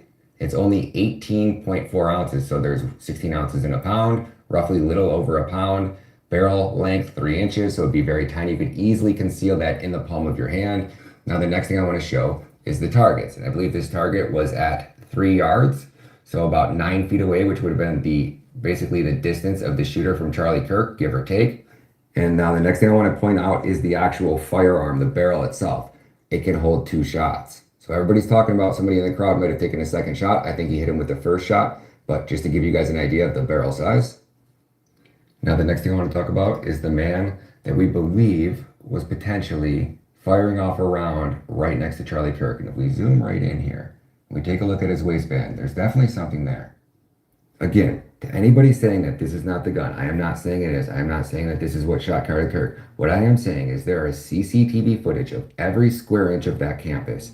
Why are they not releasing it? They could put all of this to rest very quickly. Show us this man getting onto the roof. Show us him changing his clothes. Show him jumping off the roof from the cameras that were by the campus. Show us him leaving the perimeter of that campus. That can all be done. So if whatever your theory you're saying, and you want to prove that you're right and I'm wrong or this didn't happen, release the CCTV footage. Release the turning point footage that the gentleman took from the campus, which we're going to talk about next. Watch this video. Look at this shit, y'all. And I told you that I believe he was right. I believe it was a dude standing right here. That's what I believe. Allegedly. Notice the object in his right hand tucked under his left arm. And this dude right here was kind of sus too. I ain't gonna lie. That dude was a little suspect too as well. Allegedly. He was kind of sus too. So I ain't gonna show that part, but so he is not wearing this. And if you shot somebody with a long rifle at that range, it's possible that it could hit the white shirt and immediately bounce off the vest without leaving any impression in the shirt or putting a hole in the shirt and ricochet directly up into his throat. But if you look at this vest and you look right below there, I mean, it would have had to hit right specifically at the tip of this, at the very tip, because it almost looked like it hit like right here. And you don't really see that plate up there in that area. You see it more towards the center mass. So it had to have hit him down here and somehow not put a hole in the shirt or in the vest and then ricochet up, directly up into his throat. But if we take a look at some of these photos that have been posted, Colin, you see Charlie Kirk clearly bent over here. Do you think that could be under that shirt with that back like that? I don't know if I'm seeing it. Now, I have a video that most people haven't got. I want you guys to check. I ain't gonna show the rest of them clips, but yeah. Freedom-loving Americans and want to try to get to the bottom of this, and if they're not releasing that CCTV footage, I need your help. I want you to take a look at the trajectory of this. We're going to talk about that bullet one more time, but I'm going to ask for your help here in a minute. Okay, so let's talk about the position of that bullet. So if Charlie Kirk is wearing a vest and this bullet, this shooter is shooting from an elevated position way up here on this roof somewhere, and that bullet's coming down on this downward trajectory, it would have to hit that vest and you would think it would have ricocheted down. But so from this upward trajectory, and I'm no bullet expert, so you guys do your thing. I mean, I'm no pro at this. I barely shoot, so, but it comes on a downward trajectory and then somehow it changes and goes up into Charlie's neck. Okay, well, maybe if we take a look at this vest right here, say, okay, so maybe if we take a look at this vest and you say, yeah, I can see the bow on there, but this guy's kind of jacked, right? I don't think Charlie Kirk has that outward build to make that vest bend like that, but again, I'm no expert. You guys tell me what you think. But my next question is, and I would love for some of you guys at this campus to help me out with this one. I think campus opens back up today or tomorrow, so you guys can tell me this. Let's get a measurement on this. What do we say? Maybe 6-7 feet tops from ground, because you got to be able to reach up and kind of connect that. So it is within arm's reach here, right? So from the position of where Charlie Kirk would have been sitting way back under this canopy, is it possible? Because when I'm looking right here, out here at this roof, the shooter's angle would have almost been blocked by the height of this canopy. Now, if the roof continues to go up higher out here and he's trying to shoot down, would he even have had a clear shot? I'm pretty sure he would. But why don't you guys do me a favor and let me know what you guys do when you guys get back to campus. Go film this spot and shoot me a DM with some videos, please. Okay, one last thing I had to add in there. So people like Harrison Smith said that anybody that's talking about a second weapon being used, I watched the crowd. I saw them. As soon as they got shot, I watched the crowd jump in shock and look up to their right like they saw a gun. Well, it just so happened I was at the airport that day and I recorded all the footage. I downloaded literally within like 8 minutes of it happening. I was ripping all those videos to my phone. So I still have the original, which are almost impossible to find on X. Watch this crowd and let me know if you think they jump and react. No, I ain't gonna show the Check clips. this out. This is interesting. I just caught that. I ain't gonna show the clips, but yeah, so I'm gonna end that one because I don't want to show the clips. But it's just too much to question. I'm gonna be real. It's just way too much to question in this shit. So let's get to this. This is what they released. So is this supposed to be the same person allegedly? Is that supposed to be the same person to y'all? What do y'all think about that? It's just too much weird shit surrounding this. Drones, weird AI looking pictures, dummy hands, open caskets when they don't show the face. They made sure they didn't show Charlie's face in that casket either. I noticed that they made sure they never showed his face. It takes 72 hours and Amazon removes AI generated books about Charlie Kirk. So people started to dig for information on those books. They wouldn't let none of those books get. I really want to go back and see who the people were that were authors of that book and who was responsible for that book coming out before he died. No one is even talking about that. Have y'all noticed that? Nobody is talking about why those books came out and who was behind those books. So yeah, just stay woke, man. They playing in our face right now, man. I'm gonna be real. They sitting here playing in everybody's face, and I don't think it's funny. I don't think this shit funny at all. So let's continue. Let's get to this next video, man. Charlie Kirk's death was no random tragedy. No, I don't need that one yet. All right, so I really want you to pay attention to this. On Charlie Kirk's shooting. Hold on, let me make sure that. I just want to make sure they're not going. All right, cool. Shot from his right-hand side, on that side, coming out here. See the wall there? Listen, I don't want to show nothing when they start playing. Right next to him, his people, and another wall. I'm going to make this make sense in a second.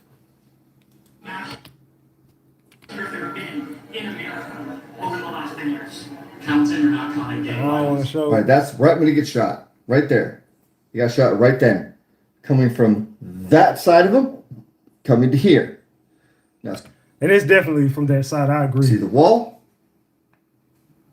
See the bleachers here? You see another wall there. They're saying he got shot from rooftop, which means he would have to be up from here, going down there, because he got shot from that side, coming out here. But I'm going to make something else very trivial. Where they said the shooter was, watch the. I don't want to show this. A second later, oh, okay, there you go. he was shot in the neck in the middle of the quad, sitting underneath a banner that said the American comeback. We know one round was fired. Okay, now, from what I showed you, he's here, facing that direction. That's the wall you were seeing. Those are the bleachers you were seeing. Those are the people you were seeing. He got shot from here going out there. Now they're saying he got shot from the shooter over here, which would make the trajectory basically in his throat, out his back. Impossible. This is a cover-up, people. He was shot from this side going out that side. I know that. I'm ex-military, guys. I know how a bullet works. And if you saw the canopy in the beginning, you couldn't see the canopy, or so you couldn't see him from the canopy from up here, only from right here. Because the canopy was very low, and if you look, you can only see people up this high. And he was shot from this direction, going out to that direction. They're saying the shooter was there. 100% impossible. If something happens to me, guys, please understand. I'm just trying to uncover this. They're covering it up 1,000%. What y'all think about that, man? Crazy work. I believe you're right. He said he's ex-military too as well. And remember, he's an Israeli agent. Are you saying Israel will murder politicians in the West or get rid of them politically through bribery or whatever else? What do you mean the politicians in the West will fall if they don't agree to back Israel's war against Iran? What do you mean the politicians will fall? Look how he's looking. We live in democracy, and we have the right to bring them up and to bring them down. Did y'all hear that? Listen to what he just said. He's saying the politicians will fall. The politicians in the West will fall if they don't agree to back Israel's war against Iran. What do you mean the politicians will fall? We live in democracy, and we have the right to bring them up and to bring them down. So as you start to pay attention, you start to pay attention. I don't want to play the music, but you start to pay attention. What a wonderful world. What a wonderful world we are living in, right? It's a bunch of crazy ass stuff going on, man. The rabbit hole, it just gets deep, man. I'm telling y'all, this rabbit hole, it just gets deeper and deeper. It doesn't stop. Oh my bad, let me turn it back up. This rabbit hole doesn't stop, bro. It just doesn't. So true story, the CIA back in the day did this experiment where they placed 18 people in a room. 17 of those people were actually CIA agents, and one of them was just an unwitting member of the public. So imagine they pick you, you think that you're going into a room with 17 other people who are from the street just like you, but in reality, those 17 other people are agents, and they are conducting an experiment on you. So the person that was running the experiment showed every single person in the room a picture of a triangle. It's very clearly a picture of a triangle. And he asked every person in the room to simply state what they saw on the picture. Well, despite it clearly being a triangle, all of the agents were instructed to say square. So imagine you're in this room with 70 other people, you think that you're all off the side of the street, and you start going around, and everyone says, oh, what is that? A square, a square. What do you see? A square, a square, a square, a square. Well, by the time it gets to you, and you're the 18th person, you're going, oh, am I crazy? I see a triangle. And guess what that 18th person said? Well, they said square, because they didn't want to be the crazy person in the room.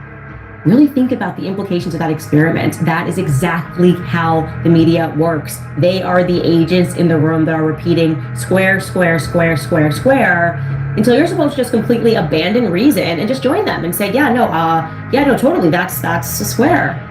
That's what I see too, even though you know that's completely not true. And the reality is the majority of people do this today because you don't want to think that you're crazy. And that's true. You don't want to feel crazy. And that makes perfect sense on what Candace Owens said. That made perfect sense. And that's exactly what goes on in this society today. Crazy work, right? So we're on Team Civilization here. We want to see the maniacs of Hamas be defeated. So we've seen news this morning that quite honestly I'm a little confused by, and I was hoping you could navigate it and help us understand, which is that Israel bombed Qatar, which houses a lot of Hamas officials. And you remember he just said if anybody criticizes them or don't back them on what they got going on, that they will fall straight up. What happened here? And if I were to introduce just the skeptical question, will this potentially endanger America's own interests in the Middle East? So please, Ben, help me better understand the situation. I just spent time in Japan, and one of the things that kind of looms over Japan is that Japan, they engaged in an unconditional surrender. That they said, we're done. And they laid down their arms, obviously, after the 2 atomic bombs. Very controversial. People have mixed opinions on it. I certainly do. But that it is unconditional surrender. Is that what Israel is aiming for here? I suppose that is a question that I get a lot on campus. What does success look like? Because I think we could all agree a long war is not good for Israel. A long, drawn-out war. And we're coming towards 2 years in about a month. So it's been about 23 months. So what does ultimate success look like in the Gaza Strip? What other feedback or criticism would you have about this situation? I know that it's impossible for anyone to listen to everything that you ever say, but looking at this from an American perspective, what else would you say things could have been handled differently? Maybe on the PR front, maybe also just on a conduct front. Where would you say, as an outsider, with things that could have been handled better, more efficiently, or with more precision? A claim I receive often, and we're starting our campus tour tomorrow, is that Israel is committing genocide. How do you respond to that? Ben Shapiro, author of Lions and Scavengers. We're going to get to that in a second. I have 1 or 2 other questions on Israel. I think it's very important for our audience to hear this, though, because there is an incessant campaign. And one thing a friend said to me, interestingly, which is, okay, Charlie, we push back against the media on COVID, on lockdowns, on Ukraine, on the border, so maybe we should also ask a question. Is the media totally presenting the truth when it comes to Israel? Just a question, that maybe we shouldn't believe everything the media says, because I know I've been conditioned to ask a lot more critical questions over the last couple of years. So Ben, some people would accuse Israel of wanting to ethnically cleanse. Some people in the Israeli government are saying, again, it's all over the place, right? You have opinions all over. In your opinion, what would a good outcome 5 years from now be, and how does one respond to the claims of ethnic cleansing? We're running out of time here, but just last question on this, Ben. I know this might be a tougher question, but Bibi said, quote, I didn't like how he said this, I'll be honest. You can't be MAGA if you're anti-Israel. I don't like it for a couple of reasons. How did you analyze that statement from Bibi? And it is totally fine to say to people who wish to destroy our civilization, no, your values suck. This is the dude, Ben Shapiro. And they don't belong here. Where does all this resentment come from? This question is in regard to Ben's book, which says that scavengers are coming to destroy the West because they are jealous of the Lions' success. What y'all think about this? This is crazy, man. Man.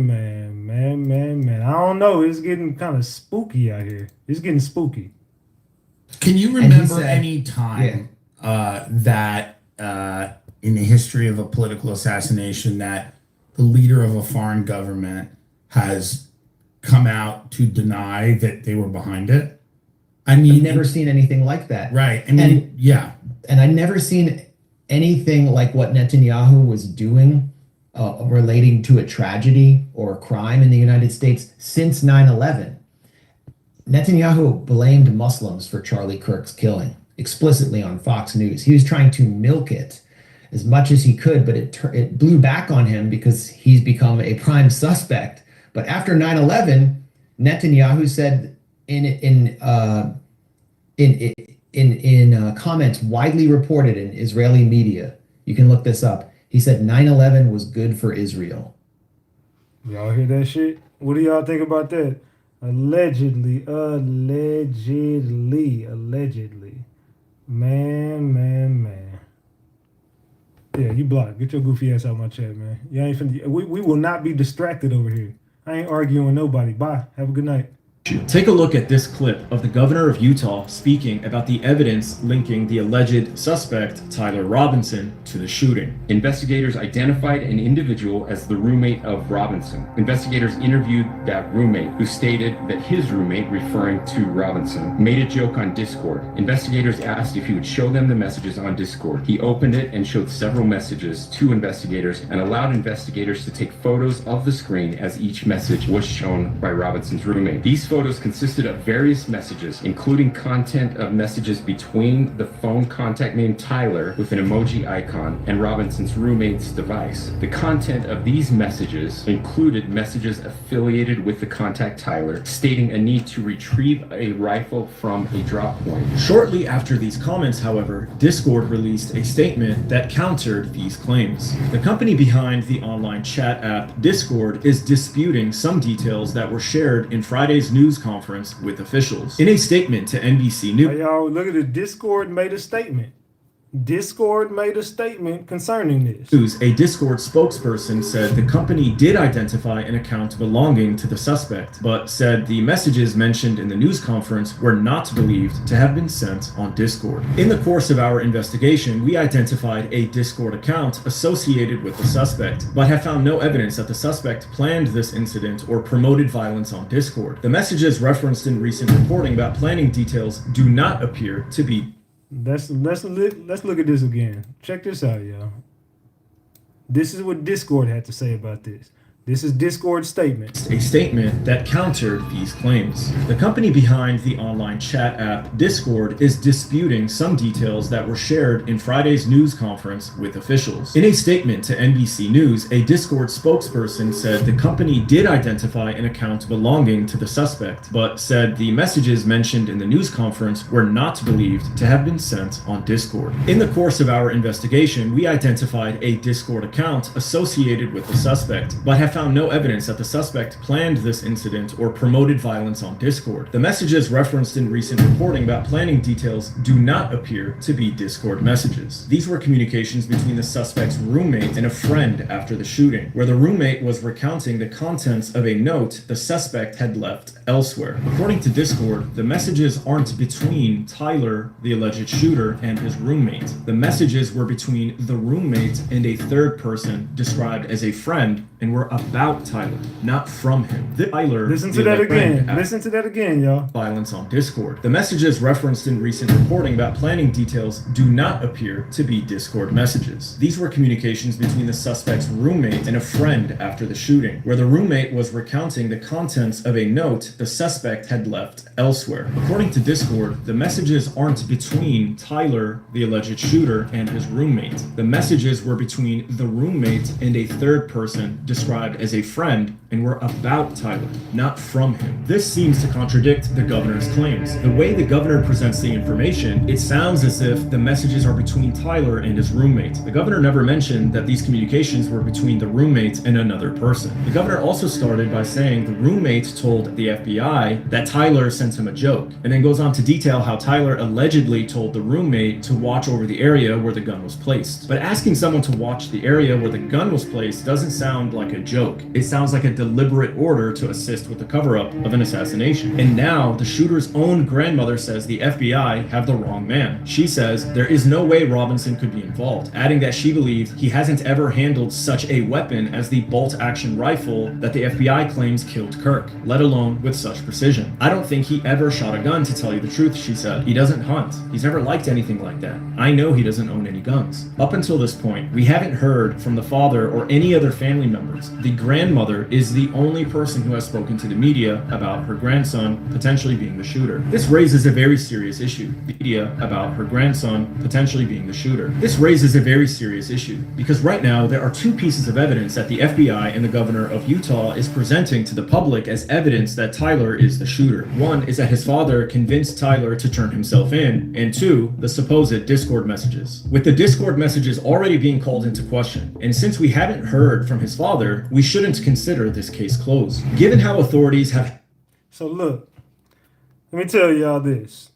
Let me has anyone else seen Discord's statement that they actually made about this? Because they definitely made a statement. I'm going to give it to y'all. Has anybody seen the Discord statement that they made about this case? I'm about to, man, look. They getting their ass exposed, as they should be. These people should be exposed for what the fuck they doing. They really playing with everybody right now.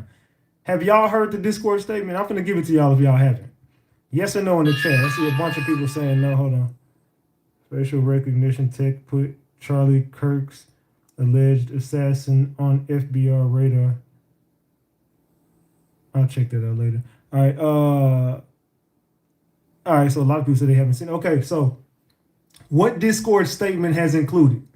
Discord says they have found no evidence that Tyler Robinson planned the shooting or promoted violence on their platform.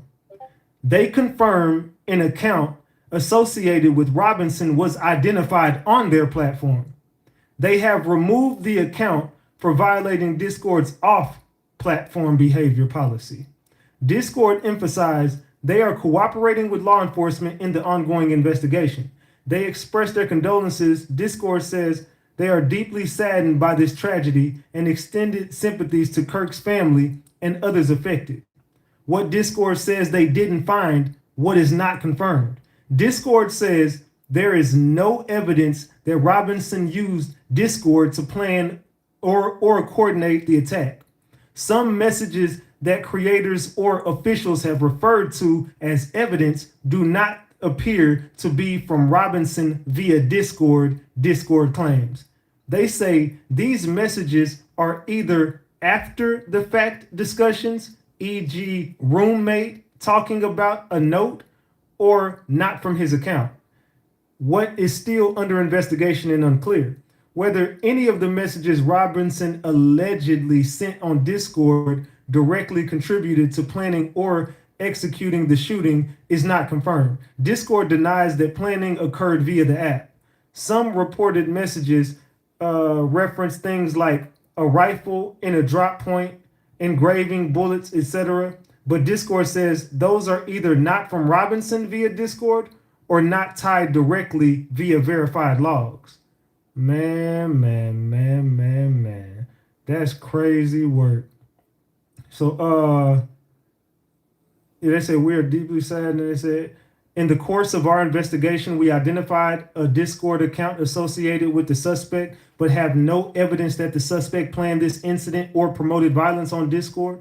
The messages referencing, I read that already. They said, we have removed the suspect's account for off the platform behavior. We strongly condemn violence of any kind, including political violence, and we will continue to coordinate closely with law enforcement. Man, yeah, so that's what Discord came out and said. Discord denied all this shit. Like, nah, y'all ain't gonna put that on us. They did not plan that shit on Discord. Hell no.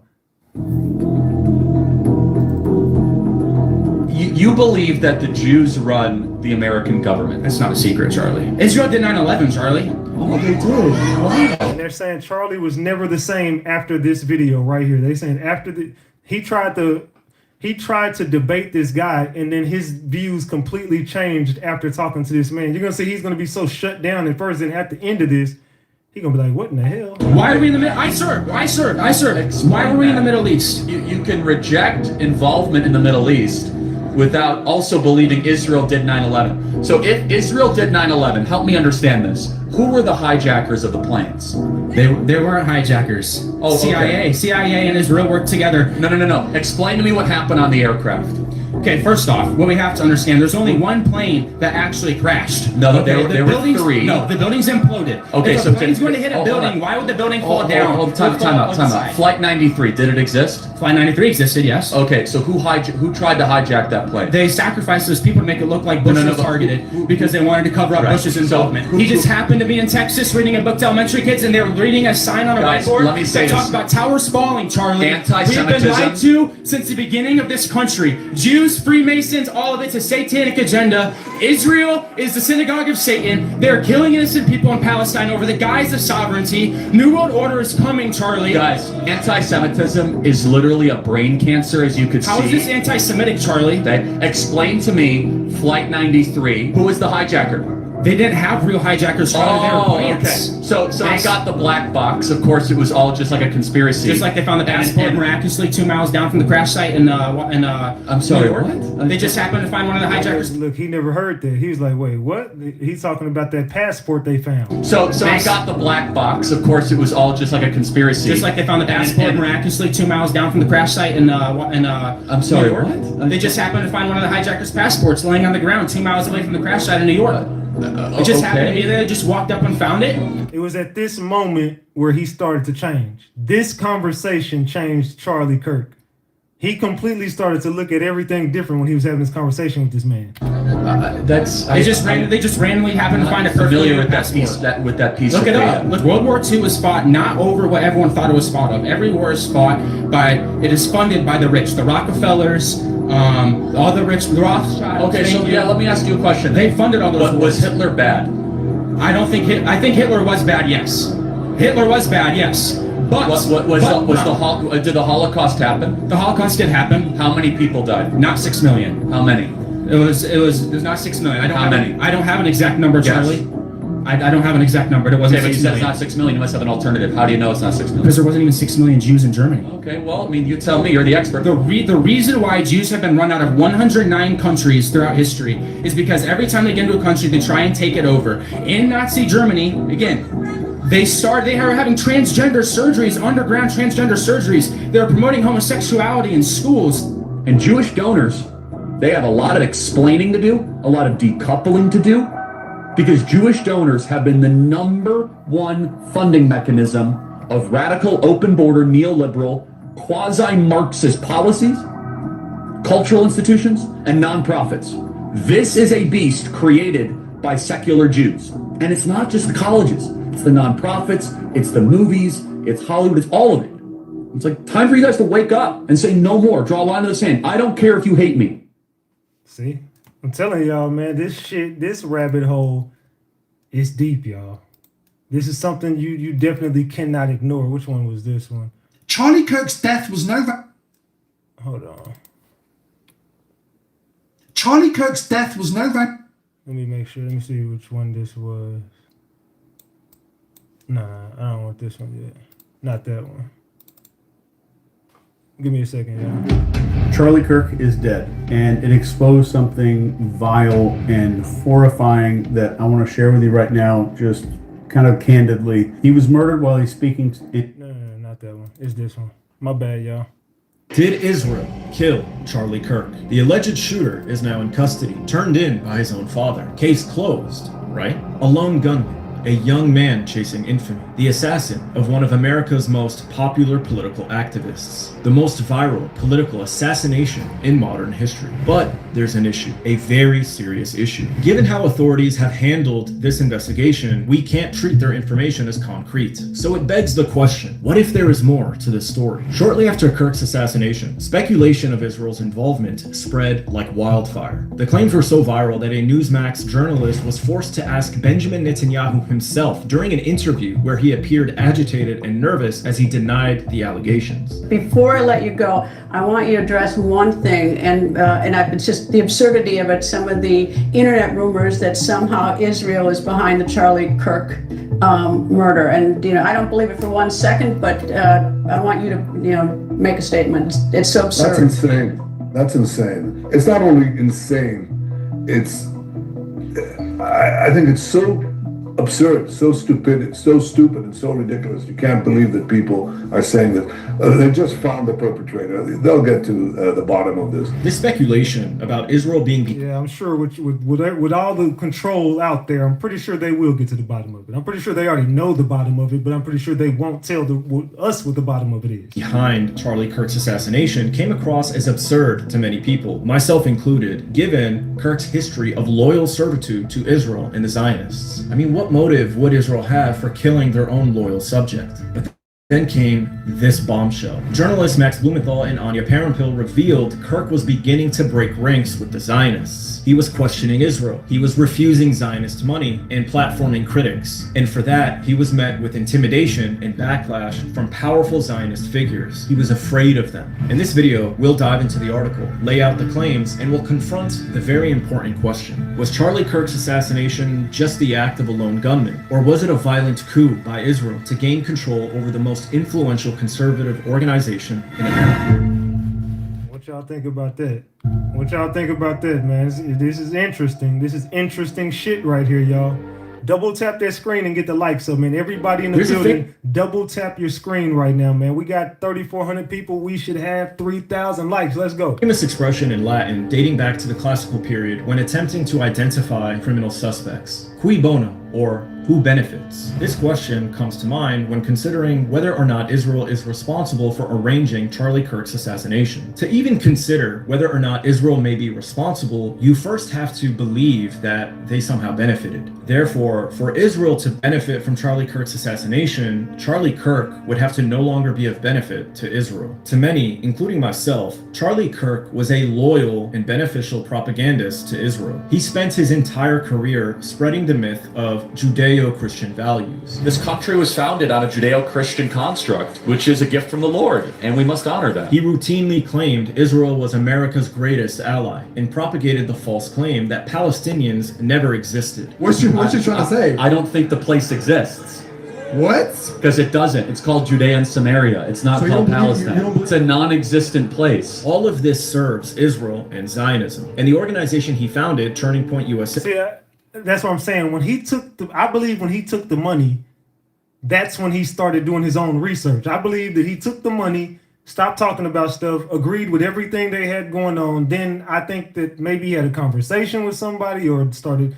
And I believe the turning point was that guy who kind of hipped him to what was really going on at 911, and then notice what happened this time around on 911. Just start to pay attention to all the plays being ran and all the numbers. This is all making sense if you just pay attention. They received tons of financial support from Zionist donors, including the David Horowitz Foundation. He repaid his wealthy backers over the years by unleashing a relentless fire hose of anti-Palestinian and Islamophobic diatribes, accepting propaganda trips to Israel, and sternly shutting down nationalist forces challenging his support for Israel during TPUSA events. So the idea that Kirk was somehow becoming a threat to Israel was absurd. But as many social media... Look, even Candace Owens has come out to say the man took the money.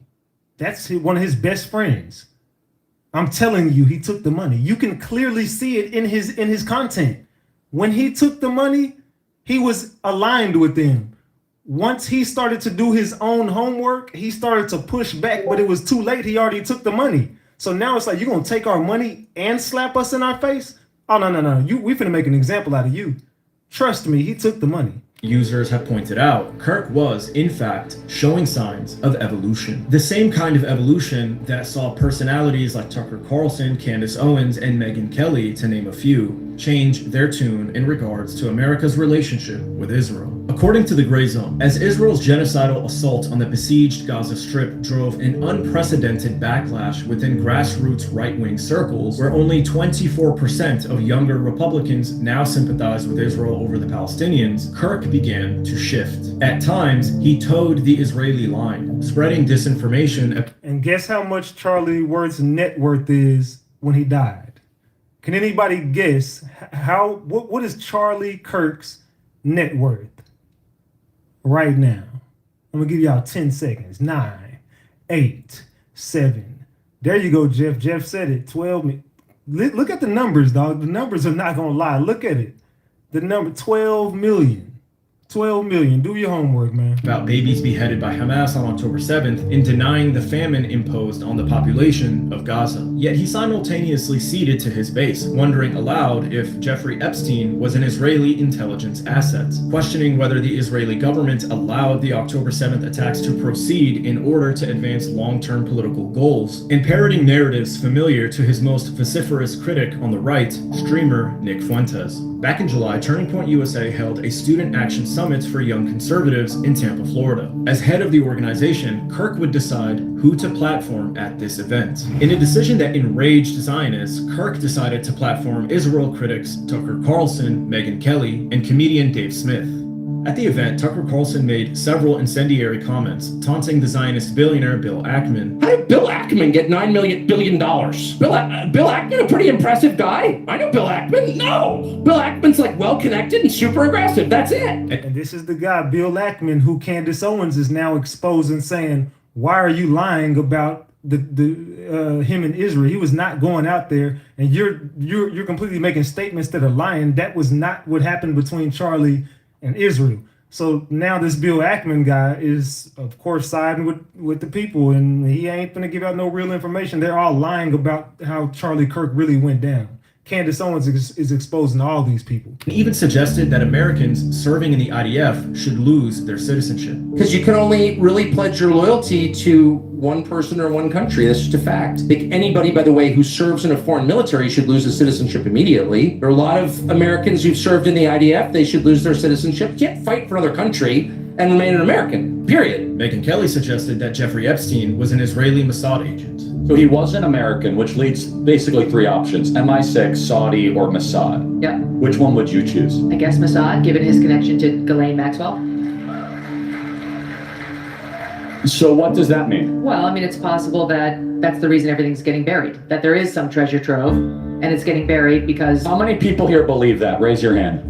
Okay, I'd say about half the hands think that it's being buried because of an Israeli thing. And Dave Smith heavily criticized Israel's genocidal actions in Gaza. Because it's not a war, it's the destruction of a captive people. Gaza's been occupied since 1967 by the Israelis, and they're now just slaughtering the people there. On social media, Zionists went into a frenzy, denouncing Charlie Kirk as a traitor. The Jewish Zionist Laura Loomer tweeted, "After this weekend, I'd say he has revealed himself as a political opportunist. Lately, Kirk has decided to behave like a charlatan. It really is shameful, and honestly, I am just disgusted with the constant flip-flopping on the right." In the Times of Israel, a blogger called Kirk out for promoting anti-Semitism. Quote, "Charlie, what are you doing? You know the difference between good faith critique and coded anti-Semitism. When people obsess over AIPAC while ignoring Qatar, China, Saudi Arabia, the UN, that's not objectivity. That's targeting. Leadership also means knowing when a conversation is no longer a conversation, it's manipulation. It's how the seeds of Jew scapegoating get watered, not by swastikas, but by just asking questions." Finally, she warns, "Charlie, don't abandon your post. You've stood for truth when it wasn't easy. Stand now with Israel,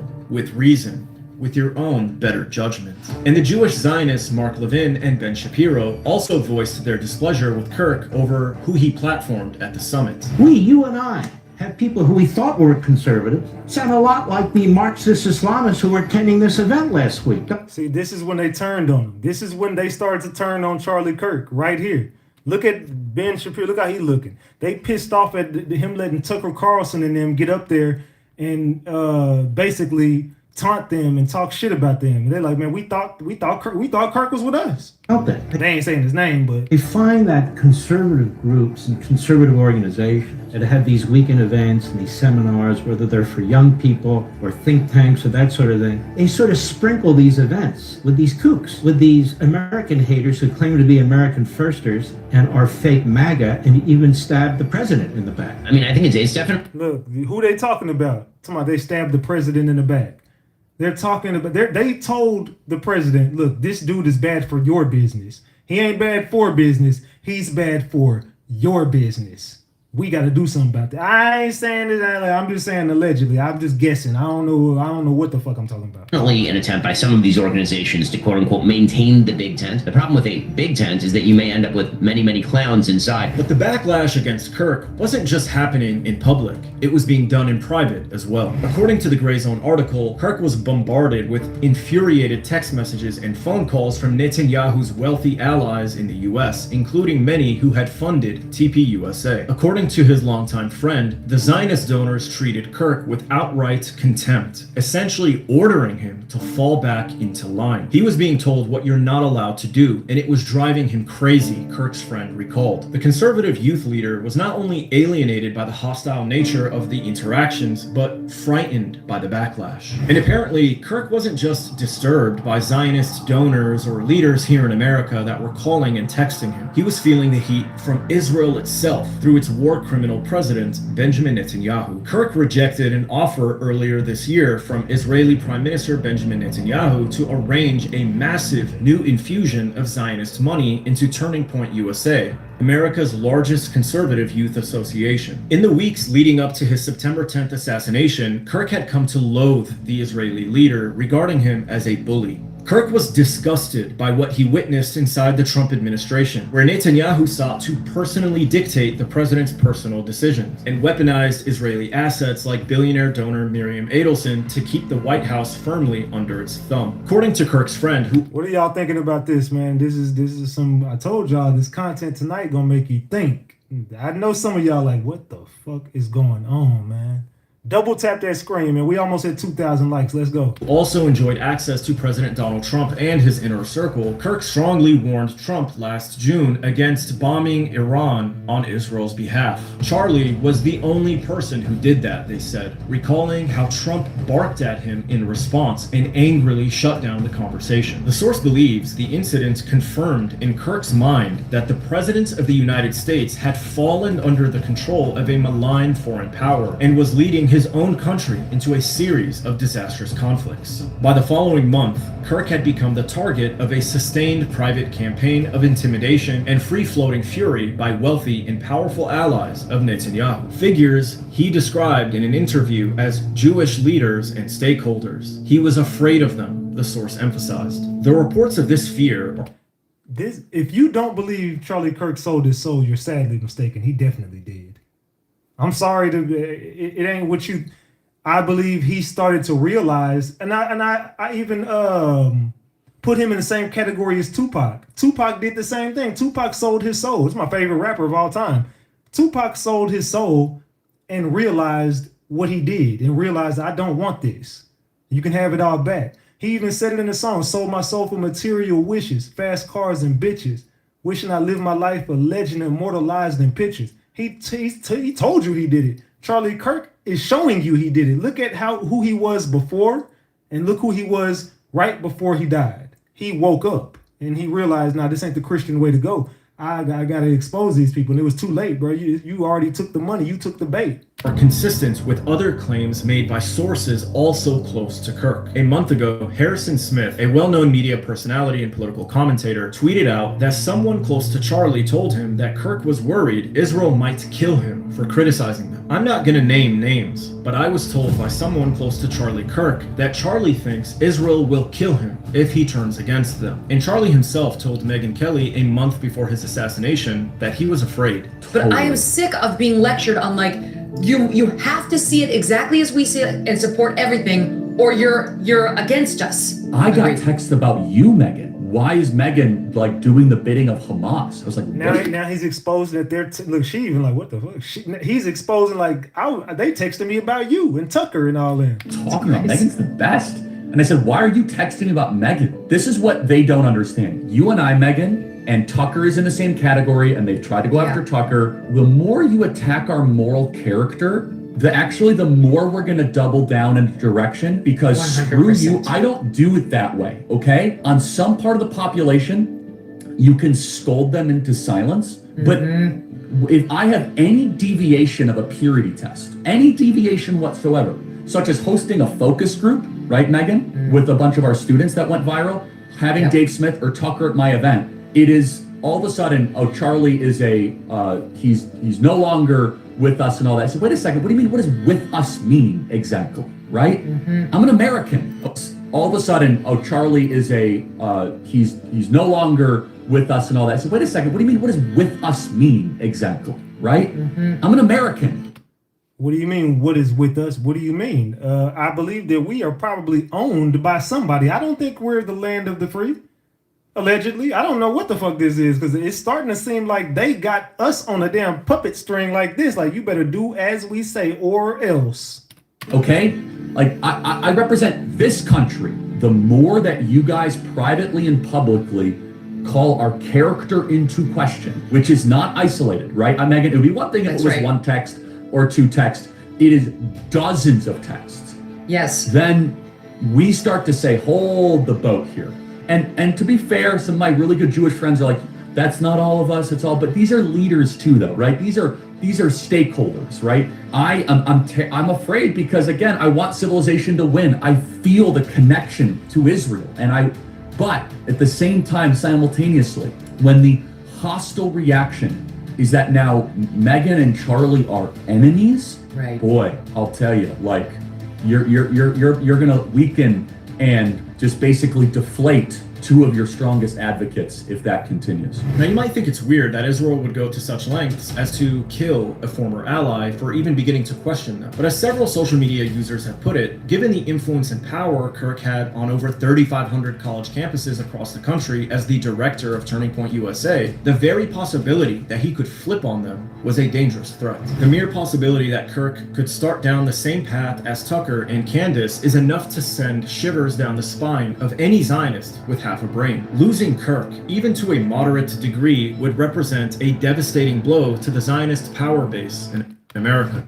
I'm telling y'all, man, this rabbit hole is deep. And we are 100 subscribers away from 194K. Can we get 100 people to subscribe to the channel, man? We finna hit 194,000. Let's go. Zionist concerns over Kirk's leadership of Turning Point USA, an organization he founded, have been brewing for some time. Over a year ago, Ben Dominic, a co-founder of The Federalist, wrote, "If Charlie Kirk remains the head of TPUSA, the right has an anti-Semite problem." And a few weeks ago, in the Times of Israel, Jewish Zionist Daniela Bloom wrote, "Turning Point must continue to be a safe haven for aligned, pro-America, pro-Israel Jews on campus and for future generations." What we have established here is a consistent thread of Zionist outrage over Charlie Kirk's platforming of Israel critics and concerns over his leadership of TPUSA, the most influential conservative organization in America. You see, Turning Point USA isn't just another conservative group. With over 3,500 chapters nationwide, its conferences became the beating heart of Republican youth politics. Charlie Kirk developed it into a machine that energized young conservatives like no one else. Even Donald Trump credited Kirk and TPUSA for his election victory, calling it "your victory, not mine."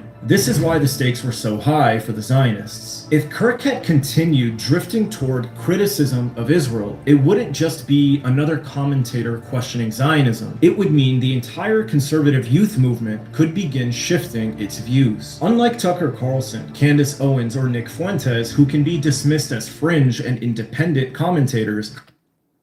You see that? So people can say, well, everybody else does it. Well, this person's doing it. Conservative youth movement could begin shifting its views. Unlike Tucker Carlson, Candace Owens, or Nick Fuentes. So why can he expose them, her expose them? Why can he expose them? Why can all these people get away with it, but Charlie can't? Who can be dismissed as fringe and independent commentators. Why do you think that they can do it and Charlie can't? Can anybody in the chat tell me before we continue, why is it okay for Candace Owens to get up there and criticize Israel? Why is it okay for Tucker Carlson, Nick Fuentes? Why is it okay for all of these people to go against them? But it's when Charlie does it, no. Fuck that. I know there's only one word I'm looking for. Can anybody give me one word? Because he's a threat. Well, yeah, that's the right answer, but not the one I'm looking for. There's a certain word that comes with a lot of responsibility.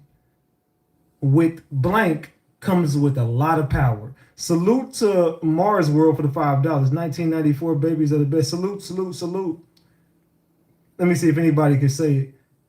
Can anybody guess why they can do it and he can't? No, it ain't no damn donations. No one got it? Okay. Influence. There you go. Someone got it. Asa. Salute to Asa. Influence. Hope I said your name right. I believe it's Asa. Influence. Once you become influential, you become powerful. With influence comes a lot of power.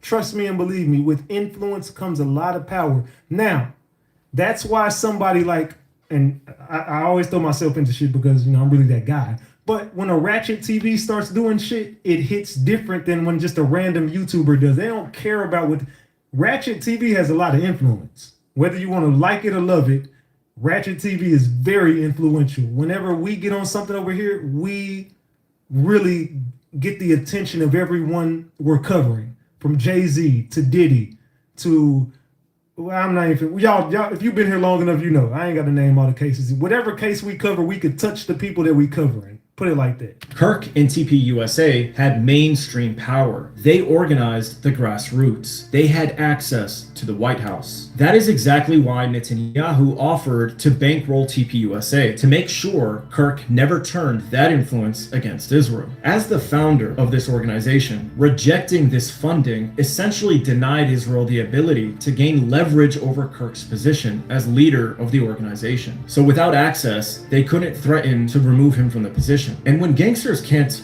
buy you or control you, well, they kill you. Kid, you work it out any way you want, but nobody's backing out of the deal. Mr. Cinelli, I'm sorry, but the bottom line is I'm not selling the company to you. I'll tell you.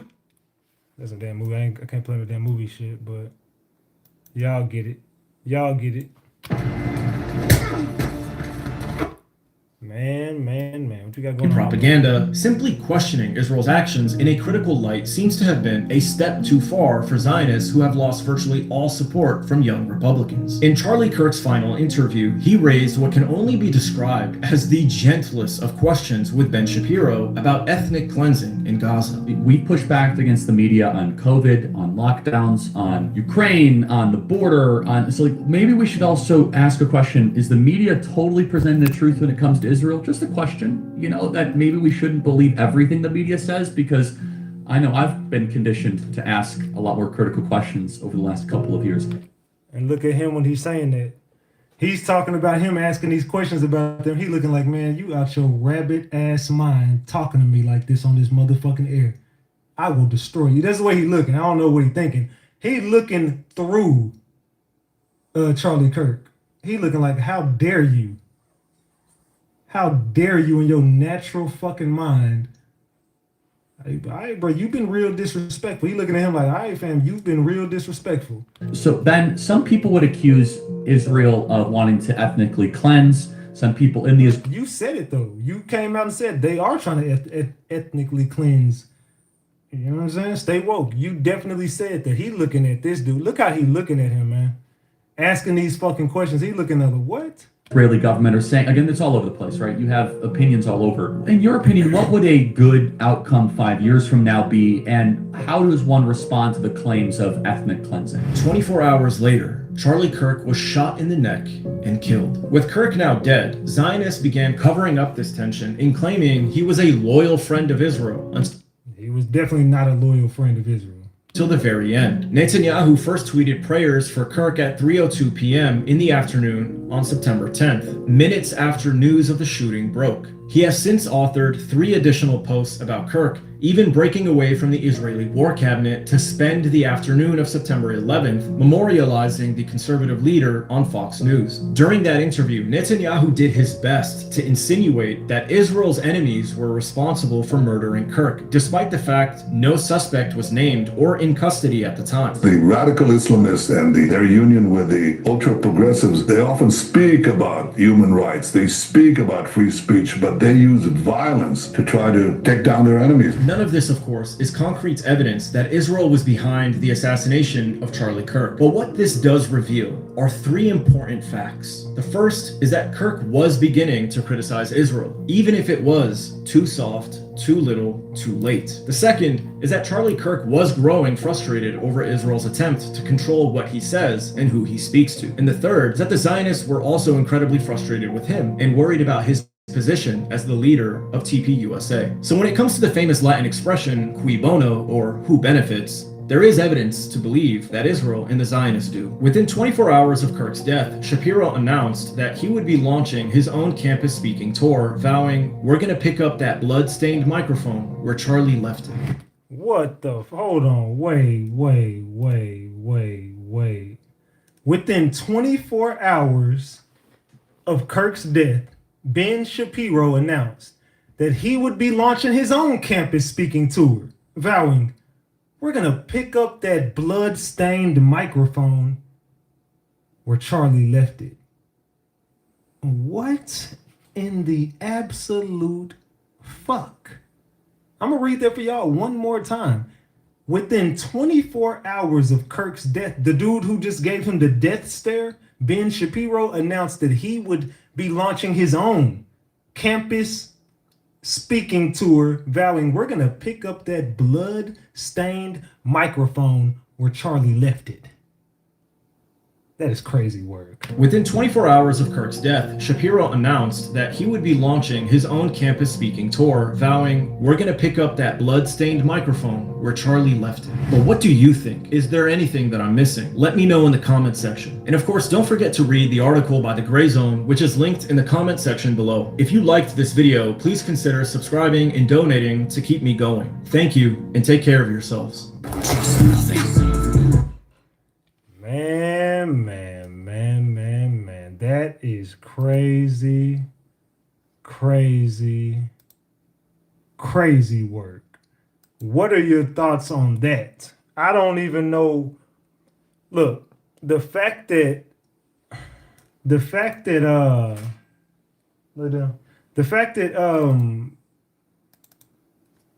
they were so, let me see. No, I'm just saying that. The fact that they were just so gung-ho about starting their own campus tour. Oh, we're gonna launch our own camp. When did y'all start doing tours? When did y'all start doing speaking? When did y'all start publicly speaking about any of this shit? It's starting to give. Y'all know what the hell y'all did. Y'all know exactly what the hell y'all did. Already cracking. The official narrative says he carried out the hit with a Mauser rifle, but video shows him bolting from the rooftop empty-handed, just seconds after the shots. And weapons experts are clear.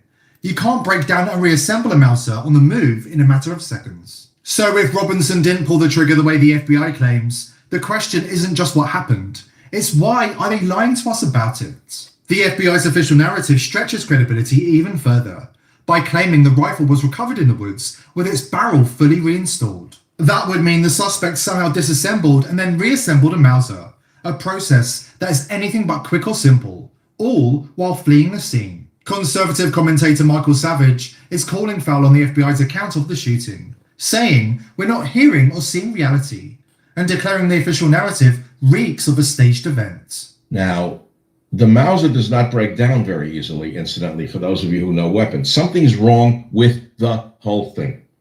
They're trying to claim he removed the barrel from the Mauser and fit the receiver and stock in his backpack and barrel in his pants leg all in 2 seconds.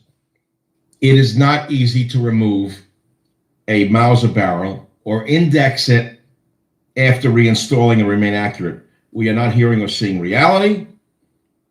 And by the way, the photo of the rifle allegedly left in the woods has the barrel installed. So we're supposed to believe a guy is on the run after killing Charlie Kirk, and he pauses in the woods to reinstall a barrel, and then he leaves it for us to find, the FBI to find.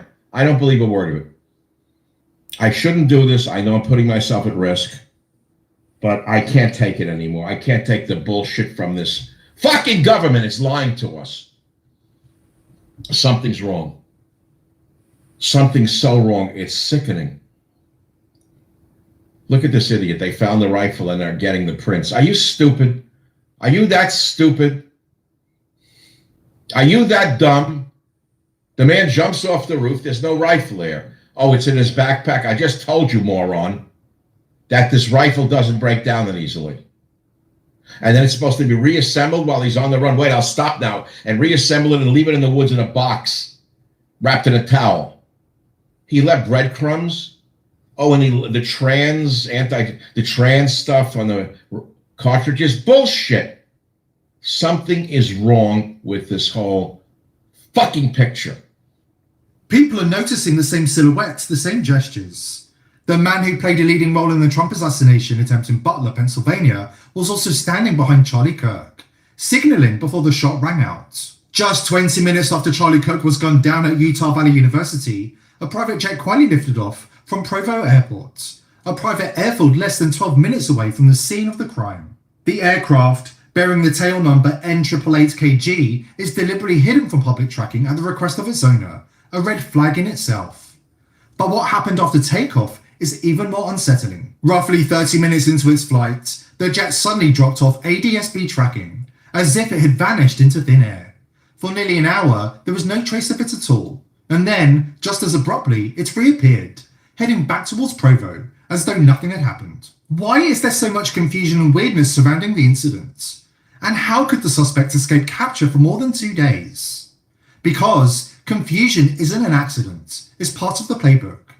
The stranger... Confusion isn't an accident, it's part of the playbook. Great words. Well said, I must say, well said. And messier the details look, the easier it is to bury the truth under noise. Conflicting timelines, shaky video, contradictory statements. All of it keeps people arguing about side issues instead of asking the real question.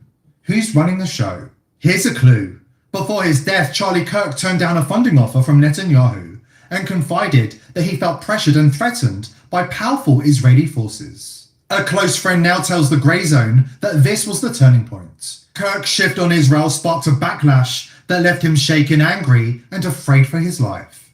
I think in the end, Charlie was going through a spiritual transformation. I don't think it, I know it. He was going through a lot, and there was a lot of pressure.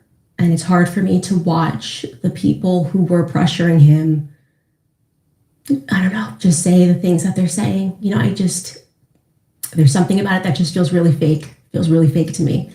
And they would have allowed him to lose and wanted him to lose everything for changing or even slightly modifying an opinion. And then to see them doing what they're doing today, it's hurtful to me. It's very hurtful to me.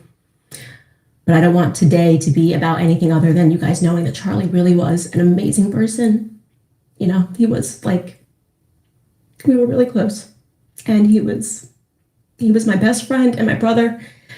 And I will never unsee the footage of what I saw, the violence of it.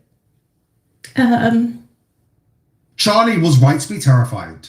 His spiritual transformation involved him realizing some politically inconvenient things that even a massive bribe from Benjamin Netanyahu couldn't convince him to forget about. At that instant, Kirk stopped being just a commentator and became the opening casualty in a blueprint written before 9/11. A string of false flags designed to terrorize a nation and turn disagreement into all-out war. Suddenly, it makes sense why the government are treating his death like they would a military or elected official, and why he's being buried in state at the Capitol. Trump knows this was a state assassination, and Kirk is a fallen soldier. Sounds extreme? Sounds impossible? Listen to what the deep state government files actually say. We'll be right back, and when we come back, we put the documents on the table. On this, visit BH PowerPoint presentation by Dennis. Civil War, starting official NASA and CIA documents reveal decades of high-level globalist preparations for a series of assassinations and false flags, designed to spark a manufactured civil war starting in, wait for it, 2025. A document that actually is a PowerPoint presentation by Dennis Bushnell, the chief NASA scientist at the Langley Center. And it was presented in 2001, July of 2001, just a few months before 9/11. And what brought my attention to it and immediately rang some uncomfortable realizations was when we first came across it. It says on the website, future strategic issues, future warfare circa 2025. And as I decided to just flip through it quickly to see what it was about, I was a little stunned on page 4. It said, the presentation is based in all cases upon existing data, trends, analysis, technologies, no pixie dust. And was this intentional? Did they want the public to see this, do you think? Or? Well, again, the Illuminati, the most wealthy, rich men on the face of the planet, always telegraph everything that they're going to do. So the fact that it was on the NASA website, it was certainly available to the public, But did they see it? Obviously not. Because had they looked at this document, you would know about it right now. Here's where it gets really disturbing. According to the documents, published just before 9/11, the plan to launch the chaos in 2025 involves assassinating Americans on live TV for maximum public trauma. Sound familiar? What it said, which was quite shocking, on page 93, it said, capture, torture Americans in living color on prime time. And that is an unbelievable statement. Then it's followed up by saying terror attacks within the continental United States using binary biologicals take down critical infrastructure. They are going to use an EMP, which is an electromagnetic pulse. They're going to use radiation frequencies against our brains, etc. And conduct serious psy-war and collateral damage and exploitation. On the same page 93, they say exploit CNN syndrome. Now, CNN, of course, is the network, the news media network. The brutal fact is that Israel leads global assassinations over the last 5 years, accounting for 80% of the approximately 1,000 total cases worldwide. That's a verified fact. Go on and ask Grog. And if you don't believe they would dare to carry out assassinations on US soil, ask yourself why they've been involved behind the scenes in every mass casualty, even on US soil, in the last 50 years, including 9/11. Just ask Tucker Carlson, the very figure Charlie Kirk was beginning to mirror in his fearless pursuit of truth. And that, insiders say, is exactly what powerful forces were desperate to prevent. No, of course I didn't allege that, the Jews did it. I don't even know what that means. I think, in fact, saying things like that is a way to discredit real questions. Right. Like we know, Benjamin Netanyahu on camera right after said this is a good thing because it brings the United States into a conflict that we've been involved in on an existential level for decades. He said that out loud. I'm not guessing, you can pull the tape. We know that a group of Israeli art students, who clearly were not art students, clearly some of them were aligned with Israeli intelligence, were arrested and held for quite some time in the United States before being released without charges. And we know that a group of them, again, I'm quoting an FBI document here, not the internet, filmed the attacks on 9/11, and I'm quoting, seemed to have foreknowledge of those attacks. Now, you were not allowed to follow up in any of this. Fox News did a series with Britt Hume and Carl Cameron, which many people have seen in a bootleg version on the internet, but they did it like within weeks, saying, what is this? There was an Israeli spy ring in the United States, and they clearly knew 9/11 was coming. This is Fox News. They pulled that under pressure. They pulled that off the internet. It's not searchable in any Fox News archive, but they aired it. I know the people who did it. Of course, I worked with them for years. They're real people. They're not crazy. And in fact, they're pro-Israel, but they had a fact set before them and they reported it, which is called journalism. And subsequent generations have been forbidden from noting what is now factually true. Those are factually true statements. What are your thoughts on this so far, y'all? And Piers Morgan over there looking like, boy, he just lining this dude up. Piers Morgan, I don't know, but I be questioning him. He be doing some weird shit on his shows, man. I don't know. But we 20 subscribers away from 194K, man. Make sure y'all subscribe to the channel, man. Like the video, double tap the screen. Let's go. We got 2,000 likes. Let's go. We tried Let's go. to interview some of those people. One lives in the United States, in California, and made no headway whatsoever. And we knew as we did it, by the way, that we're going to be attacked as anti-Semites or something. Carlson understands how the system functions, but does he understand how deep the conspiracy goes? Jewish writer Jacob Cohen explains the saying in tens of thousands of... Salute Keith Home, you perfectly right about that, man. You're right. They will stop at nothing to keep their secrets safe. Civilian Jews around the world who spy for Israel, spread propaganda, and help Mossad. The Zionism are tens of thousands of people, Jews, Zionists, who are members probably of the Bnei Brit, for instance. Bnei Brit is the Jewish Masonry, who occupy high level in all the societies. You can imagine 5,000 Zionim in New York, only in the business area. 5,000 Zionim in Los Angeles, in the production area, in the artistic area, and you can in France, in London, You can imagine 1,000 Zionim in the medias.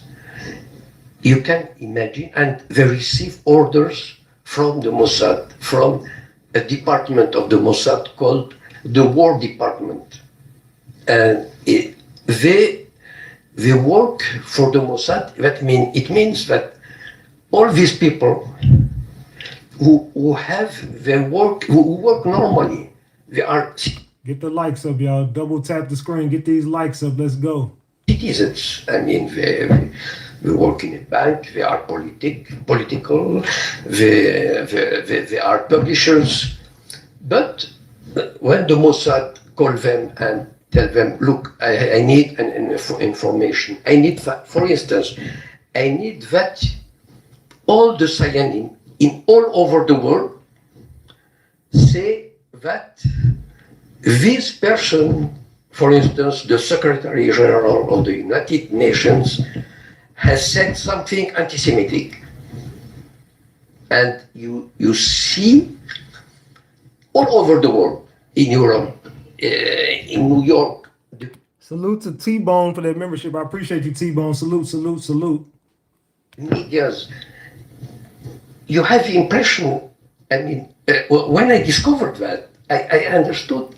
It's like when you light the light on, because suddenly you open a newspaper, you listen to a radio, you hear a politician, everybody says the Secretary General of the United States said something anti-Semitic. The poor guy, and why? Because the Mossad gave the order to do that. And I can say, for instance, the example of Gilad Shalit, the Israeli soldier kidnapped by the Hamas. In 24 hours, his name was known all over the world. Even if it was an American general who was kidnapped, his name would never have been mentioned. Gilad Shalit, in 24 hours, became a celebrity in the universe. And this is the work of the Zionim. Remember the private jet that took off from Provo Airfield straight after the attack with its radar illegally turned off? Take a look at who owns it. Just another coincidence in the on-air assassination that raises more questions than answers? And one that slots neatly into the long-promised globalist plan to destabilize the United States? You be the judge. Here at The People's Voice, we're determined to continue exposing the crimes of the elite, but we need your help. Subscribe to the channel, tell your friends and family about us, and join the People's Voice Locals community for exclusive and uncensored content. We can't do it without you. Man. What are y'all thoughts on all of this, man? What are y'all thinking, man? Tell me in the chat. What y'all thinking about this shit, man? Y'all tell me in the chat. What are y'all thoughts on tonight's festivities, man? Because this was definitely an eventful show. This show was definitely an eventful show, man. This just goes to show everybody the powers that be control everything and everybody. And either you're going to get down with the program or they're going to make your ass lay down. One way or another, they're going to get their way. So it makes it kind of hard to cover topics like that when they watching everybody, they watching everything. They threatening people, they getting rid of people. They will stop at nothing to keep themselves in power and to keep their secrets safe. They will stop at absolutely nothing.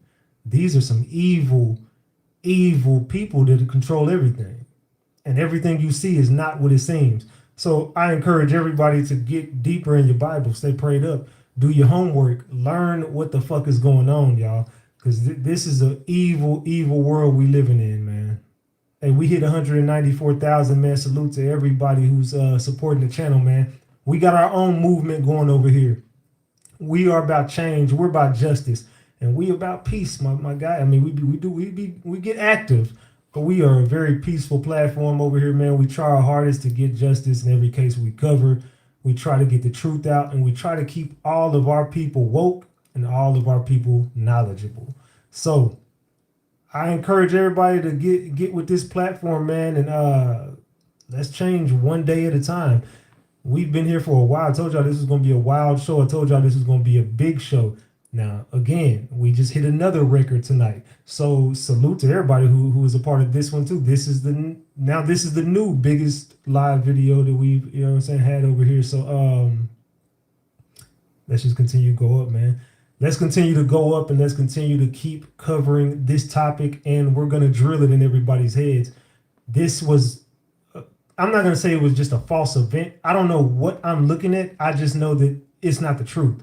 I don't know what the fuck really happened to Charlie Kirk or what's going on. I just know whatever I'm being told is not the truth. And that kid, Tyler, I don't believe he did this. I'm not convinced he did it. I don't believe he did it. And I have too much information that shows me that somebody else did this. That came from someone who knows exactly what the fuck they're doing. That did not come from some random 22-year-old kid who just picked up a gun and said, you know what, I'm going to go do this. Nah. Whoever did that has killed before. Whoever did that was a trained assassin. This is my opinion.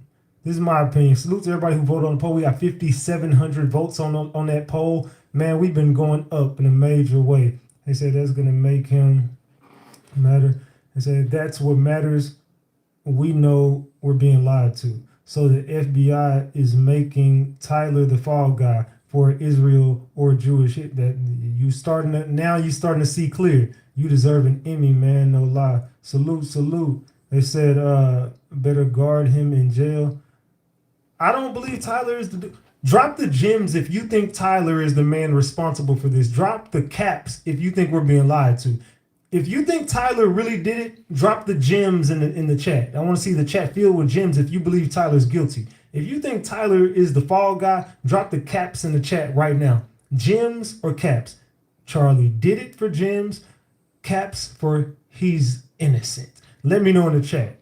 Did Tyler unalive Charlie? Did Tyler do this? Is Tyler responsible for this? If Tyler is the man, drop the gems. If Tyler is not the man, drop the caps. Look at the chat. No one believes this, bro. We're woke. We don't buy this bullshit no more. You can't piss in our hand and say it's water, bro. We can see it and smell it clearly. That's not water. That's piss. So we're not drinking that. Distraction. You're right, Noya. Tyler was the decoy. They said not respond. Nobody in here thinks Tyler did it. Look at the chat. I don't see one gem in the chat. I don't see one gem in the damn chat, y'all. Not one. He was only the fall guy. I agree, April. The best organized journalist. Salute, man. I ain't gonna lie. I really do believe I've been doing my best work with this shit, bro. I gotta pat myself on the back, and y'all pat yourselves on the back. So let me give y'all a back pat. Salute to the gang, man, because I think this is some of this. I don't even think some. I think this is our best work. I'm gonna be real. I think this is our best work yet. I think this is taking us to that next. You know what I'm saying? To that next stratosphere. I think we're gonna end up, you know what I'm saying, going on top, man. I really got big things coming, especially going into next year. The end of this year and going into next year, I see tremendous things happening to us over here on this platform. So I'm ready for the journey. I think he did it alone. I don't believe he did it at all. They try to fool us like a magic trick. Exactly. Learn about the red heifer today. How they lied and said it was going to be practiced. Yeah, look, I want to start having more conversations like this. I want to go deep into some rabbit holes. But I think that next time I do one of these, I want to go way more in depth. Maybe we could do it maybe tomorrow night on Kick or something. I might put something together and I might pop out tomorrow and we all go over to Kick. Maybe. I'm thinking about going over to Kick and doing it tomorrow, doing a stream on Kick. I think we could definitely do a dope stream over there on Kick. So if y'all not on my Kick is Ratchet TV, kick.com/Ratchet TV. Go over to my Kick, man, and we'll turn up over there. So make sure you subscribe to my Kick. We'll probably do it tomorrow night on Kick. I might just go do an in-depth, deep dive on some government exposing shit. I don't know. I don't know. We'll figure it out. I'll let y'all know tomorrow. I'll probably go live during the daytime and let everybody know. Very detailed. Keep up the good work. I appreciate you, man. It looks like we got a lot of new people over here. How many people are new to the channel? Let me know in the chat. How many new people do we got? How many newbies? Raise your hand, newbies, so we can welcome y'all with open arms, because this is I ain't gonna lie, my chat is ruthless. Just don't get on their bad side. As long as we family, we cool. As long as you're a part of Ratchet Gang family, you got nothing to worry about. But I'm gonna be real. Ratchet Gang has been known to be one of the most ruthless chats, and I think to me the most ruthless chat on the internet. I don't think another chat could fuck with this chat right here. There's some people in there. I ain't gonna lie. You don't want to go at this chat. So just subscribe. Salute. I appreciate you. Raise your hand if you're a newbie. Salute to all the newbies, man. Salute to Eden Garner. Salute to Vegan Spuddy Beauty. I'm gonna butcher some names. Paul, you ain't new. You've been here. Danielle Owens is new. Salute to Danielle Owens. Darrell Strickland is new. Salute to Maureen Williams. Salute to Heidi Generation. Salute to Naya. Salute to who else is new? Summer Lee. Salute to who else is new? New Naya. Naya says she's new. I'm new here. I just subscribed. Amber White. Salute to Amber White. Awesome show. Thank you, Lady J. Salute to Jess Johns. We don't play. We sure don't. Who else is new? GRWG. Omega Red Gaming. Salute to you. Eden Garner again. Salute. What up, Biggie Sauce? Long time no see. Vegas 704. Welcome to the new people. Salute to Casa Arnold. Here now. Salute to SOG. Salute to I'm Famous. Salute to Summer Lee. Raymond Smith. Salute to Kefa Matt Hotep. Salute to everybody. I appreciate all y'all, man. Look at all the newbies we got. Hey, y'all make sure to welcome all the newbies. If y'all could catch some names, moderators, make sure they welcome with open arms. Until the next episode, we about to get ready to get up off of here. We're about to close this show out, and we will be back tomorrow night or tomorrow sometime. I don't know. You never know what I'm gonna do, man. I do what I do, man. So salute to everybody for being over here.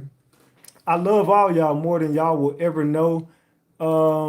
We will not stop covering this. I'm not gonna get scared off of anything. I don't give a damn about no death threats. I don't care about none of that stuff. We're gonna continue to do what we do over here. And until the next episode, stay prayed up, like I said, man. I love you more than you will ever know. I love each and every one of y'all more than you will ever know. This your boy Big Ratchet. That's Ratchet Gang. And this is Ratchet TV. Until the next episode, I'm gonna see y'all tomorrow night, man. Let's get up out of here, jam some music, and we gone, man. Salute to the gang. Let's go.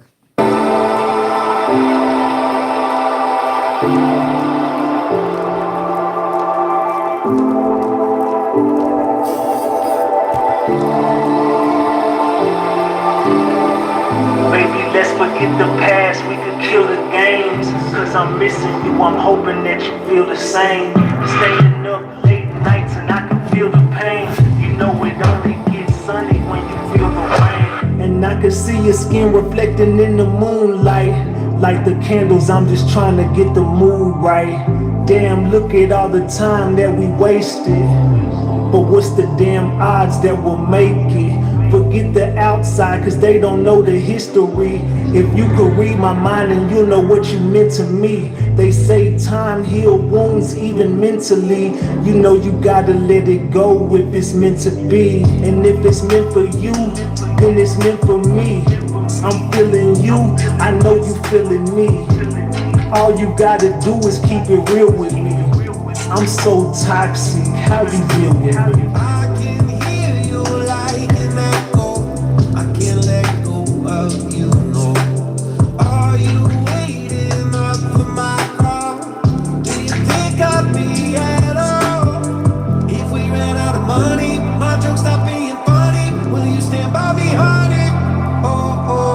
If I told you all my secrets, you knew my deepest regrets. Am I still who you'd be with?